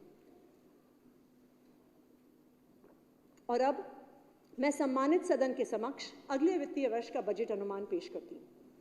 वर्ष 2023-24 का संशोधित बजट का अनुमान 74,900 करोड़ रुपए था। वित्त वर्ष 2024-25 में बजट अनुमान इससे बढ़कर 76,000 करोड़ रुपए है। बजट अनुमान में 60,911 करोड़ रुपए राजस्व व्यय और 15,089 करोड़ रुपए पूंजीगत व्यय शामिल है। अध्यक्ष महोदय, जैसा कि हम सब जानते हैं कि केंद्र सरकार ने हमेशा दिल्ली के साथ सौतेला व्यवहार किया है। केंद्र सरकार कर और शुल्क के केंद्रीय पूल से सभी राज्यों को उनका हिस्सा देती आई है, मगर दिल्ली को अपने हक का हिस्सा कभी नहीं मिला। जहां अन्य राज्यों को केंद्र सरकार से सभी करों का 41% हिस्सा मिलता है, वहीं केंद्रीय पूल से दिल्ली का हिस्सा वर्ष 2001-2 से 2022-23 तक केवल 325 करोड़ रुपए बना रहा और 2023-24 में वो भी जीरो हो गया। अगर केंद्र सरकार ये सौतेला व्यवहार ना करे और दिल्ली को बजट में उसका उचित हिस्सा दे, तो दिल्ली का हिस्सा टैक्सेस में 7,200 करोड़ रुपए से भी ज्यादा होगा। लेकिन केंद्र सरकार के सौतेले व्यवहार के बावजूद भी मुख्यमंत्री अरविंद केजरीवाल जी के नेतृत्व में दिल्ली के बजट में 10 सालों में ऐतिहासिक बढ़ोतरी हुई है। वित्तीय वर्ष 2024-25 के लिए प्रस्तावित 76,000 करोड़ रुपए के कुल व्यय में 58,750 करोड़ रुपए कर राजस्व से, 1,000 करोड़ रुपए गैर कर राजस्व से, 10,000 करोड़ रुपए लघु बचत ऋण से, 379 करोड़ रुपए पूंजीगत प्राप्तियों से, जीएसटी कॉम्पनसेशन से शून्य, 3,223 करोड़ रुपए केंद्रीय योजनाओं से और केवल 1,061 करोड़ रुपए भारत सरकार के सहायता अनुदान के रूप में है और बाकी राशि आरंभिक शेष से पूरी की जाएगी। अध्यक्ष महोदय, कोई भी राज्य तब तक तरक्की नहीं कर सकता जब तक वहां की लोकल बॉडी सशक्त ना हो। इसे देखते हुए हमारी सरकार स्थानीय निकायों को वर्ष 2024-25 के बजट में कुल 8,423 करोड़ रुपए की वित्तीय सहायता उपलब्ध करवा रही है। इसमें से 3,153 करोड़ रुपए शिक्षा, स्वास्थ्य और साफ सफाई के लिए हैं, 2,955 करोड़ रुपए बुनियादी कर दायित्व BTA और 2,315 करोड़ रुपए स्टैंप और पंजीकरण शुल्क तथा पार्किंग शुल्क के रूप में दिया जाएगा। केजरीवाल सरकार लगातार अपने बजट का सबसे बड़ा हिस्सा शिक्षा को देती आई है और साल दर साल ये बढ़ता आया है। इस साल भी मुझे ये बताते हुए खुशी हो रही है कि बजट का सबसे बड़ा हिस्सा शिक्षा को ही आवंटित किया जा रहा है। नए स्कूल व क्लासरूम्स बनाने के लिए हमने 190 करोड़ रुपए और मौजूदा क्लासरूम्स के मेंटेनेंस के लिए 45 करोड़ रुपए का प्रावधान किया है। वर्ल्ड क्लास टीचर ट्रेनिंग को प्राथमिकता देते हुए हमने इस साल SCRT के टीचर्स ट्रेनिंग के लिए 100 करोड़ रुपए का प्रावधान किया है। School of specialised excellence Delhi का गौरव है और आने वाले समय में सभी जोन्स में इसकी विस्तार की योजना है। SOSEs के लिए इस वर्ष 42 करोड़ रुपए के बजट का प्रावधान रखा है। Delhi model virtual school virtual शिक्षा के क्षेत्र में क्रांति लेकर आई है। दिल्ली में कई बार खराब मौसम के कारण स्कूलों को बंद करना पड़ता है। स्कूलों के बंद होने के बाद भी बच्चों की शिक्षा ना रुके, इसके लिए दिल्ली मॉडल वर्चुअल स्कूल एक शानदार उपाय के तौर पे सामने आया है। इसके नए स्टूडियो, इंफ्रास्ट्रक्चर और ई लर्निंग मटेरियल तैयार करने के लिए 12 करोड़ रुपए का प्रावधान किया जा रहा है। अध्यक्ष महोदय, जिस तरह संविधान के 72nd और 73rd अमेंडमेंट ने पंचायतों और लोकल बॉडीज के माध्यम से निर्णय लेने की शक्ति को लोगों के करीब पहुंचा दिया, ठीक उसी तरह राइट टू एजुकेशन एक्ट ने स्कूल मैनेजमेंट कमिटीज के द्वारा स्कूलों में पढ़ रहे बच्चों के पेरेंट्स के हाथों में स्कूल से जुड़े निर्णय लेने की शक्ति दी है। स्कूल को छोटे छोटे कामों के लिए दफ्तरों के चक्कर न काटने पड़े, अधिकारियों के सामने हाथ न जोड़ने पड़े। इसलिए इस साल हमारी सरकार ने दिल्ली शिक्षा क्रांति के स्तंभ स्कूल मैनेजमेंट कमिटीज के स्कूल लेवल फंड के लिए 40 करोड़ रुपए के बजट का प्रावधान किया। दिल्ली के सरकारी स्कूलों में एंटरप्रेन्योरशिप माइंडसेट करिकुलम और उसके प्रैक्टिकल कंपोनेंट बिजनेस ब्लास्टर्स ने 2 सालों में दिल्ली के में एक युवा एंटरप्रेन्योर्स की फौज खड़ी कर दी है। इसके लिए बजट अनुमान 2024-25 में एंटरप्रेन्योरशिप डेवलपमेंट प्रोग्राम के लिए 40 करोड़ रुपए का प्रावधान किया जा रहा है। Chief minister super talented coaching scheme सरकारी स्कूलों में पढ़ रहे विद्यार्थियों को जेईई मेन एंड एडवांस और नीट की परीक्षाओं की तैयारी में मदद करती है, जिसके तहत 600 विद्यार्थियों के लिए को 2023-24 में छात्रवृत्ति के लिए चुना गया। इस योजना के लिए वित्तीय वर्ष 2024-25 में 6 करोड़ रुपए का प्रावधान किया जा रहा है।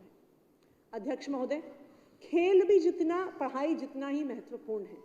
दिल्ली में हमारे खिलाड़ियों को बेहतर स्पोर्ट्स सुविधाएं मिल सकें, इसके लिए इस वित्त वर्ष में हमने स्पोर्ट्स के क्षेत्र में 118 करोड़ रुपए का बजट में प्रावधान किया। इस साल उच्च शिक्षा और तकनीकी शिक्षा के लिए हम 1212 करोड़ रुपए प्रस्तावित कर रहे हैं। दिल्ली स्किल्स और एंटरप्रेन्योरशिप यूनिवर्सिटीज के लिए 165 करोड़ रुपए, नेताजी सुभाष टेक्निकल यूनिवर्सिटी के लिए 56 करोड़ रुपए, Delhi pharmaceutical sciences and research university के लिए 42 करोड़ रुपए, दिल्ली टेक्निकल यूनिवर्सिटी के लिए 41 करोड़ और अंबेडकर यूनिवर्सिटी के लिए 92 करोड़ रुपए प्रस्तावित हैं। साथ ही हमने अपने ITIs के लिए 242 करोड़ रुपए प्रस्तावित किए। महोदय, उच्च शिक्षा के विद्यार्थियों में एंटरप्रेन्योरशिप को बढ़ावा देने के लिए केजरीवाल सरकार यूनिवर्सिटीज और ITIs में भी बिजनेस ब्लास्टर सीनियर की शुरुआत कर रही है। इस योजना के लिए वित्तीय वर्ष 2024-25 में मैं 15 करोड़ रुपए प्रस्तावित करूंगा।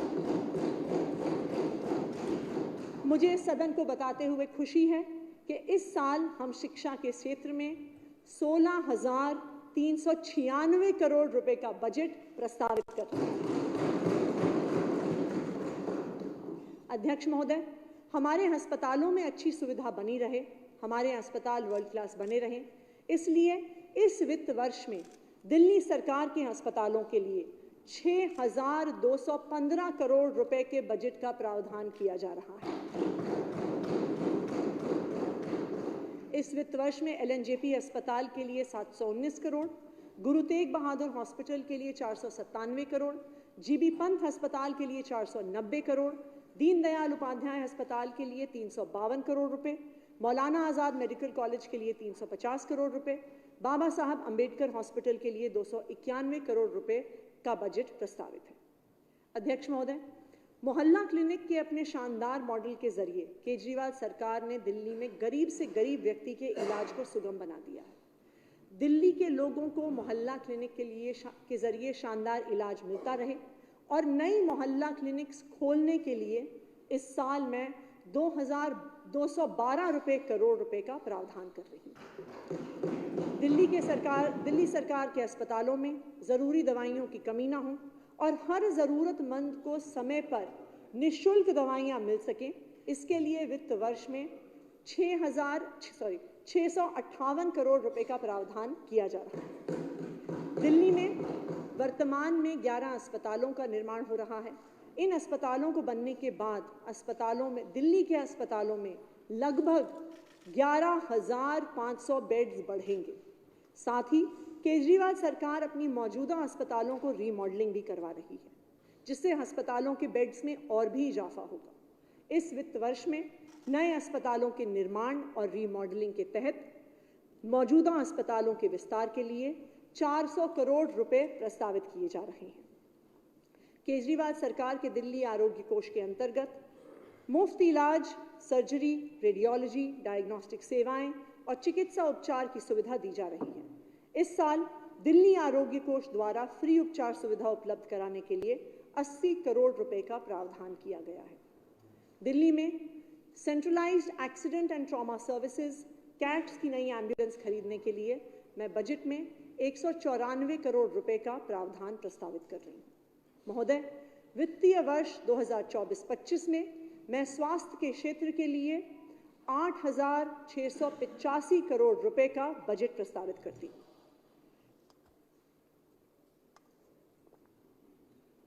अध्यक्ष महोदय, आज दिल्ली में 58,86,000 घरेलू बिजली उपभोक्ता है, जिसमें से 68.33% यानी 40,22,000 घरेलू उपभोक्ताओं को केजरीवाल सरकार की सब्सिडी का लाभ मिल रहा है। साल 2023 में दिल्ली में 3 करोड़ 41 लाख बिजली के बिल जीरो आए। आने वाले साल में भी केजरीवाल सरकार दिल्ली वालों को फ्री बिजली देती रहेगी। दिल्ली में सौर ऊर्जा को बढ़ावा देने के लिए केजरीवाल सरकार ने दिल्ली सोलर पॉलिसी 2023 तैयार की है, जो अभी गजट नोटिफिकेशन की प्रक्रिया में है और उम्मीद है कि जल्द लागू होगी। जो भी उपभोक्ता 400 से अधिक यूनिट इस्तेमाल करता है, सोलर पैनल लगाने के बाद उनका भी बिजली का बिल जीरो आने लगेगा। केजरीवाल जी की सोलर पॉलिसी के तहत सरकार सोलर पैनल लगाने के लिए सब्सिडी तो देगी ही, साथ ही सोलर पैनल में प्रति यूनिट बिजली उत्पादन के लिए भी पैसे देगी। महोदय, वर्ष 2024-25 में मैं विद्युत क्षेत्र के लिए 3,353 करोड़ रुपए का बजट प्रस्तावित करती हूँ।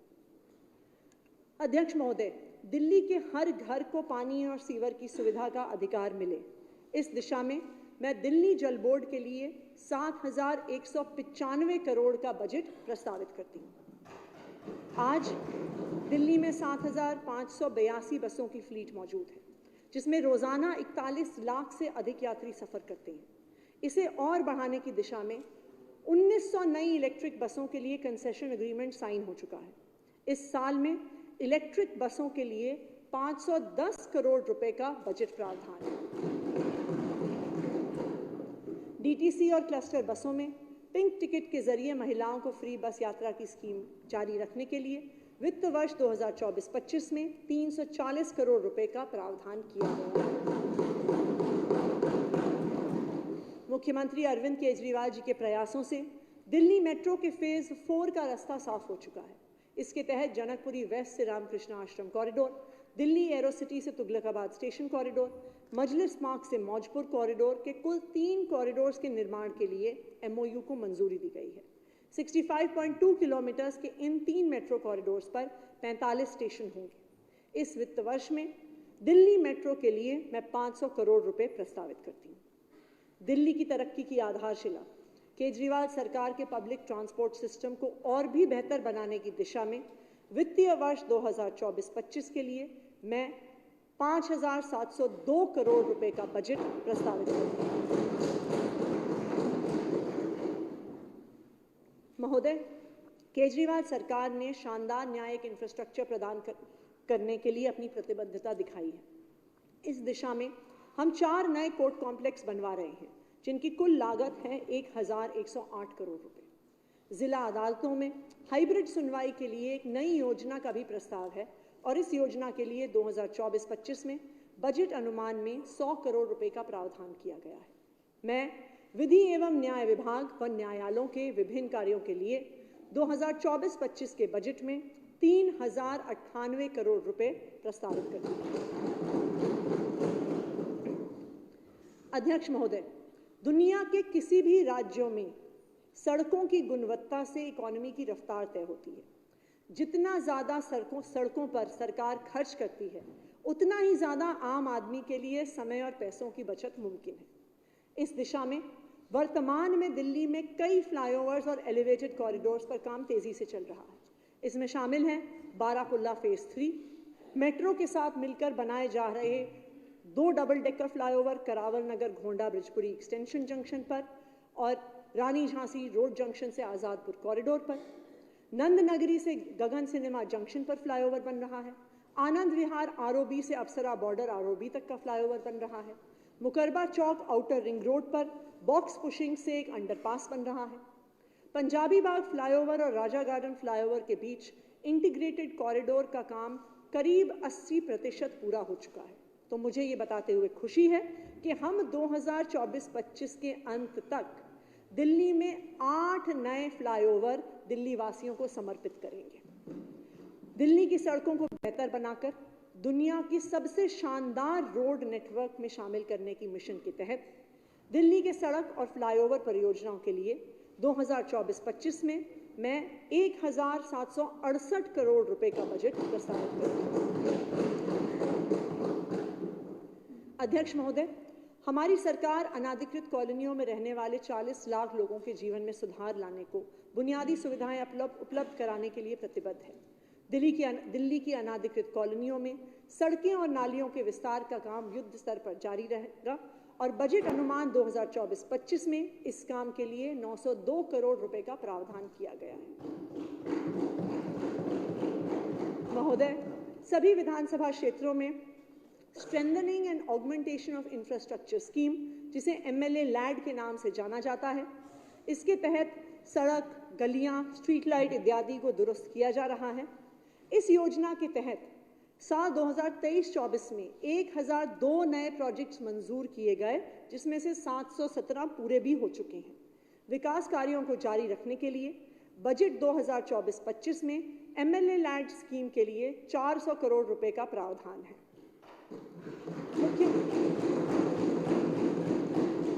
मुख्यमंत्री सड़क पुनर्निर्माण योजना और मुख्यमंत्री स्ट्रीट लाइट योजना के अंतर्गत दिल्ली की सड़कों और गलियों की स्थिति में लगातार सुधार हुआ है और डार्क स्पॉट्स घटाकर सड़कों को सुरक्षित बनाया गया है।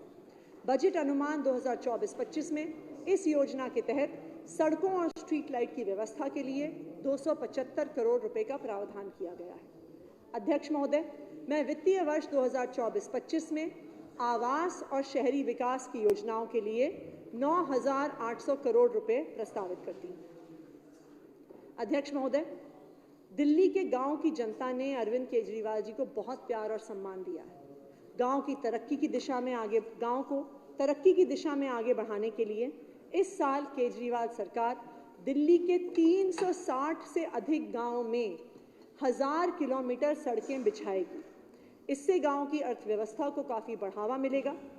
दिल्ली के गांव के विकास के लिए मैं वित्तीय वर्ष 2024-25 में 900 करोड़ रुपए का बजट प्रस्तावित करती हूँ। अध्यक्ष महोदय, हमारी सरकार विभिन्न योजनाओं के माध्यम से वरिष्ठ नागरिकों, महिलाओं, दिव्यांगजनों को मासिक पेंशन देने का काम कर रही है। केजरीवाल सरकार लगभग 9,03,000 जरूरतमंदों को हर महीने 2,000 से 2,500 रुपए तक वित्तीय सहायता दे रही है। इसमें 4 लाख वरिष्ठ नागरिक, 3,75,000 विधवा एवं संकटग्रस्त महिलाएं और 1,23,000 दिव्यांगजन शामिल हैं। इन लाभार्थियों के लिए 2024-25 के बजट में 2,714 करोड़ रुपए का प्रावधान है। 2024-25 में, जैसा मैंने आपको पहले बताया, महिलाओं के कल्याण और सशक्तिकरण के लिए केजरीवाल सरकार एक नई योजना लेकर आ रही है। इसका नाम है मुख्यमंत्री महिला सम्मान योजना। महिलाओं के सशक्तिकरण के लिए शायद ये दुनिया की सबसे बड़ी योजना होगी। इस क्रांतिकारी योजना के तहत 18 साल से ऊपर की हर महिला को प्रति महीने 1,000 रुपए की राशि मिलेगी। निम्नलिखित महिलाएं इस योजना के लिए पात्र नहीं होंगी: 1, जो अभी सरकार की किसी और पेंशन स्कीम का हिस्सा हैं; 2, जो स्वयं सरकारी कर्मचारी हों; या 3, जो इनकम टैक्स पेयर हो। स्कीम के लिए पात्र होने के लिए महिला का दिल्ली का वोटर होना जरूरी है। स्कीम के लिए पात्र महिला को एक फॉर्म भरना होगा और साथ ही एक सेल्फ डिक्लेरेशन देना होगा कि वो किसी सरकारी योजना का हिस्सा नहीं है, सरकारी कर्मचारी नहीं है और इनकम टैक्स पेयर नहीं है। सेल्फ डिक्लेरेशन के आधार पर उस महिला को इस योजना का लाभ मिलना शुरू हो जाएगा। फॉर्म के साथ हर महिला को अपने आधार कार्ड, वोटर आईडी कार्ड और बैंक अकाउंट की जानकारी देनी होगी। मुझे ये घोषणा करते हुए खुशी है कि वित्तीय वर्ष 2024-25 में मुख्यमंत्री महिला सम्मान योजना के लिए इस बजट में 2000 करोड़ रुपए का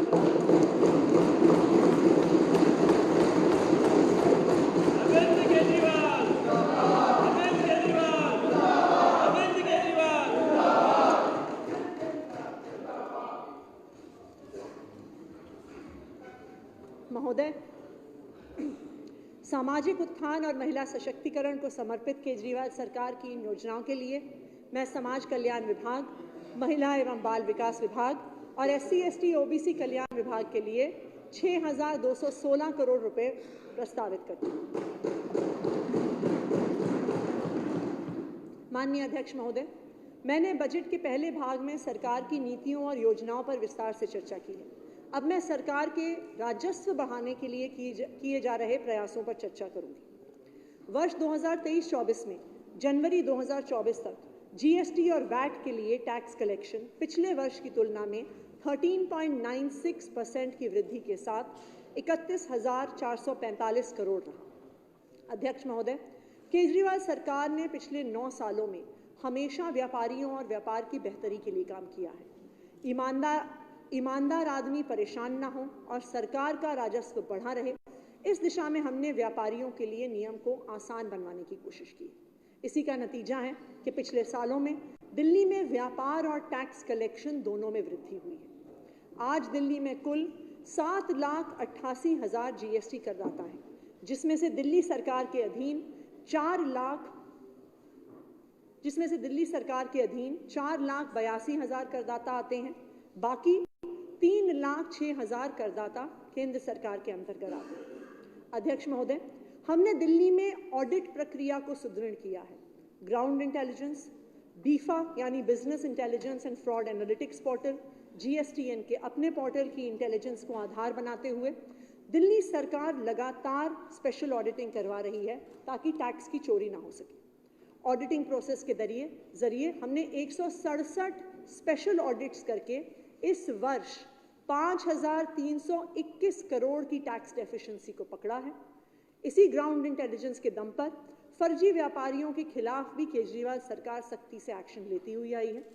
जो इंटेलिजेंस रिपोर्ट्स हमें इन सब पोर्टल से मिलती हैं, उनका फील्ड वेरिफिकेशन करने के बाद हमने 2,911 फेक फॉर्म्स को सस्पेंड किया है और 1,316 करोड़ की टैक्स चोरी पकड़ी है। अब केजरीवाल सरकार का अगला कदम GST के IT इंफ्रास्ट्रक्चर को आधुनिक और पूरी GST टैक्स एडमिनिस्ट्रेशन को फेसलेस बनाना है। इस दिशा में हमारी सरकार IIT हैदराबाद के साथ मिलकर एक डेटा एनालिटिक्स और ऑटोमेशन सॉफ्टवेयर पर काम कर रही है। ये आर्टिफिशियल इंटेलिजेंस और डेटा एनालिटिक्स के जरिए रिटर्न्स ट्रैक करने, मॉनिटरिंग करने, रिफंड प्रक्रिया को आसान बनाने में मदद करेगा। इससे डिफॉल्टर्स और टैक्स चोरी का पता लगाने और उन पर एक्शन लेने में भी सहायता होगी। ये पूरी प्रक्रिया सिस्टम में पारदर्शिता को भी बढ़ावा देगी और साथ ही फेसलेस होने के कारण टैक्स एडमिनिस्ट्रेशन के भ्रष्टाचार को भी खत्म करेगी। अध्यक्ष महोदय, दिल्ली सरकार आबकारी राजस्व में वृद्धि और प्रभावी तरीके से उत्पाद विनियमित करने के लिए प्रतिबद्ध है। सरकार फेसलेस इन्फोर्समेंट और एक्साइज इंटेलिजेंट ब्यूरो को मजबूत करने जैसे उपायों के जरिए शराब के अवैध कारोबार से मुक्ति सुनिश्चित करने और शहर में लिकर का क्वालिटी कंट्रोल सुनिश्चित करने के लिए वचनबद्ध है। सरकार ने 2022 से उत्पाद शुल्क आधारित व्यवस्था बहाल कर दी है। हॉस्पिटैलिटी इंडस्ट्री रोजगार मुहैया कराने, टैक्स जनरेशन और पर्यटन को बढ़ावा देकर राज्य की संपूर्ण अर्थव्यवस्था में सुधार लाने में महत्वपूर्ण योगदान दे रहा है।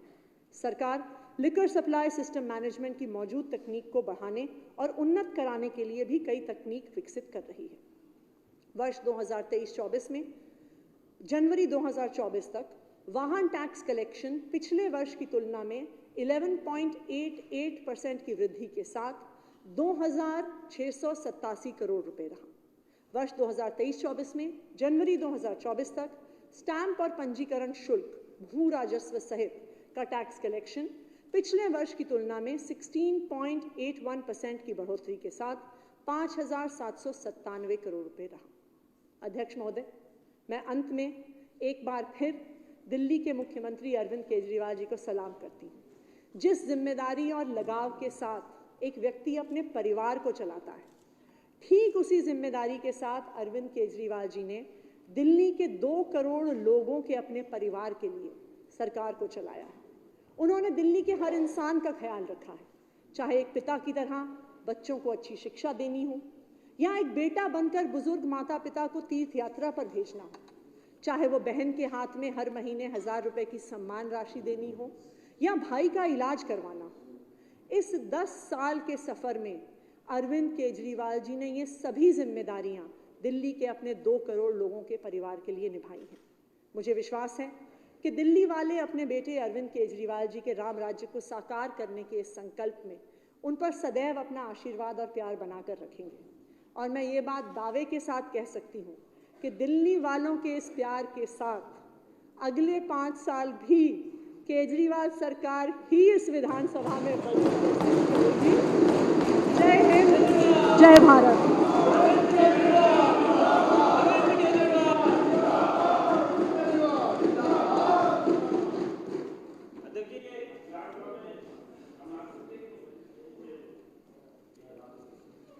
बैठिए।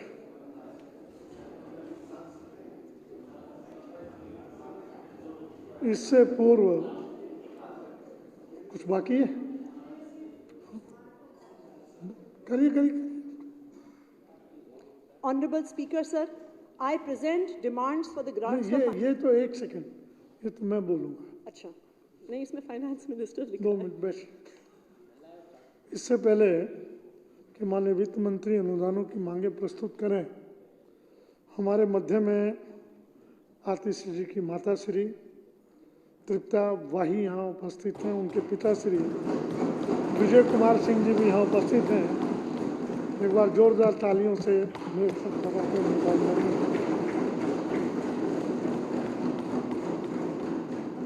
अनुदानों की मांगे वर्ष 2024-25। अब माननीय वित्त मंत्री वित्त वर्ष 2024-25 के लिए डिमांड फॉर ग्रांट्स पेश करेंगे। Honorable Speaker, sir, I present demands for grants for the financial year 24-25 before the House. इन अनुदान मांगों पर सदन में बजट पारित करने के दौरान विचार किया जा सकेगा। अनुदानों की पूरक मांगे वर्ष 2023-24 के लिए अब वित्त मंत्री 2023-24 के लिए सप्लीमेंट्री डिमांड पेश करेंगे। Honorable Speaker, sir, I present the second and final batch of supplementary demands for grants for the year 2023-24 before the House. अब सदन सप्लीमेंट्री डिमांड्स पर डिमांड वाइज विचार करेगा। डिमांड नंबर 2 जनरल एडमिनिस्ट्रेशन, जिसमें revenue में 2 लाख रुपए व कैपिटल में 1 लाख रुपए है। कुल राशि 3 लाख रुपए है। सदन के सामने है। जो इसके पक्ष में है वो हाँ कहें, जो इसके विरोध में ना कहें। हाँ पक जीता, हाँ पक जीता। सप्लीमेंट्री डिमांड नंबर 2 पास हुई। Demand number 3 administration of justice, जिसमें रेवेन्यू में 90 करोड़ 66,49,000 रुपये व कैपिटल में 1 लाख रुपए। कुल राशि 90 करोड़ 67,49,000 रुपये है। सदन के सामने है। जो इसके पक्ष में हाँ कहें, जो इसके विरोध में ना कहें। हाँ पक जीता, हाँ पक जीता। सप्लीमेंट्री डिमांड नंबर 3 पास हुई। डिमांड नंबर 4 फाइनेंस, जिसमें रेवेन्यू में 2 लाख रुपए व कैपिटल में 5 लाख रुपए। कुल राशि 7 लाख रुपए है। सदन के सामने है। जो इसके पक्ष में वो हाँ कहें, जो इसके विरोध में ना कहें। हाँ पक जीता, हाँ पक जीता। सप्लीमेंट्री डिमांड नंबर 4 पास हुई। डिमांड नंबर 5 होम, जिसमें रेवेन्यू में 3 लाख रुपए व कैपिटल में 2 लाख रुपए। कुल राशि 5 लाख रुपए है। सदन के सामने है। जो इसके पक्ष में वहाँ कहें, जो इसके विरोध में ना कहें। सप्लीमेंट्री डिमांड नंबर 5 पास हुई। डिमांड नंबर 6 एजुकेशन, जिसमें रेवेन्यू में 6,50,000 रुपये है। सदन के सामने है। जो इसके पक्ष में वहाँ कहें, जो इसके विरोध में ना कहें। हाँ पक जीता, हाँ पक जीता। सप्लीमेंट्री डिमांड नंबर 6 पास हुई। Demand number 7 medical and public health, जिसमें रेवेन्यू में 13,14,000 रुपये तथा कैपिटल में 7 लाख रुपये, कुल राशि 20,14,000 रुपये सदन के सामने है। जो इसके पक्ष में हाँ कहें, जो इसके विरोध में ना कहें। हाँ पक्ष जीता, हाँ पक्ष जीता। सप्लीमेंट्री डिमांड नंबर 7 पास हुई। डिमांड नंबर 8 सोशल वेलफेयर, जिसमें रेवेन्यू में 1,56,28,71,000 रुपये तथा कैपिटल में 5,36,39,00,000 रुपये है। कुल राशि 6,22,55,71,000 रुपये सदन के सामने है। जो इसके पक्ष में हाँ कहें, जो इसके विरोध में ना कहें। हाँ पक्ष जीता, हाँ पक्ष जीता। सप्लीमेंट्री डिमांड नंबर 8 पास हुई। डिमांड नंबर 10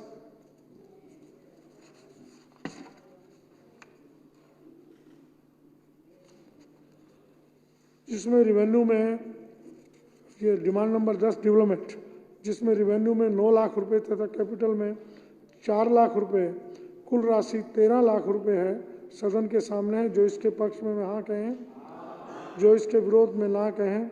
हाँ पक्ष जीता, हाँ पक्ष जीता। सप्लीमेंट्री डिमांड नंबर 10 पास हुई। Demand number 11 urban development and public works, जिसमें रेवेन्यू में 7 लाख रुपए तथा कैपिटल में 14 लाख रुपए, कुल राशि 21 लाख रुपए सदन के सामने है। जो इसके पक्ष में वहाँ कहें, जो इसके विरोध में ना कहें। हाँ पक्ष जीता, हाँ पक्ष जीता। सप्लीमेंट्री डिमांड नंबर 11 पास हुई। हाउस ने कुल मिलाकर रेवेन्यू में 2,47,35,84,84,000 रुपये तथा कैपिटल में 5,36,83,00,000 रुपये, कुल राशि 7,83,98,00,000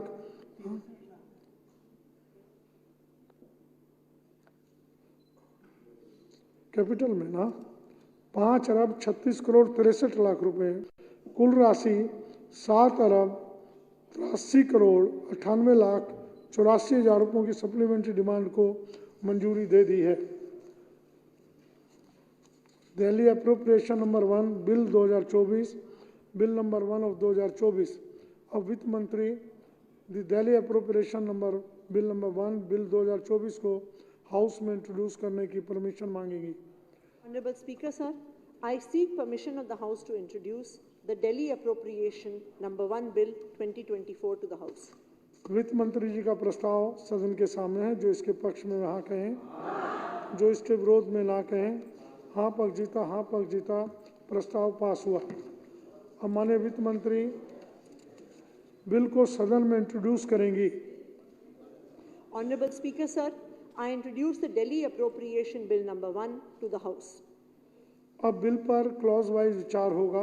प्रश्न है कि खंड 2, खंड 3 व शेड्यूल बिल का अंग बने। जो इसके पक्ष में हाँ कहें, जो इसके विरोध में ना कहें। हाँ पक्ष जीता, हाँ पक्ष जीता। खंड 2, खंड 3 एवं शेड्यूल बिल का अंग बन गए। प्रश्न है कि खंड 1 प्रेम्बल और टाइटल बिल का अंग बने। जो इसके पक्ष में हाँ कहें, जो इसके विरोध में ना कहें। हाँ पक्ष जीता, हाँ पक्ष जीता। प्रेम्बल और टाइटल बिल का अंग बन गए। अब माननीय वित्त मंत्री प्रस्ताव करेंगे कि दिल्ली अप्रोप्रिएशन नंबर 1 बिल 2024 को पास किया जाए। Honorable Speaker, sir, the House may now please pass the Delhi Appropriation Number 1 Bill 2024. माननीय वित्त मंत्री जी का प्रस्ताव सदन के सामने है। जो इसके पक्ष में वहाँ कहें, जो इसके विरोध में ना कहें। दिल्ली अप्रोप्रिएशन नंबर 1 बिल 2024 पास हुआ। बहुत बहुत धन्यवाद। अब सदन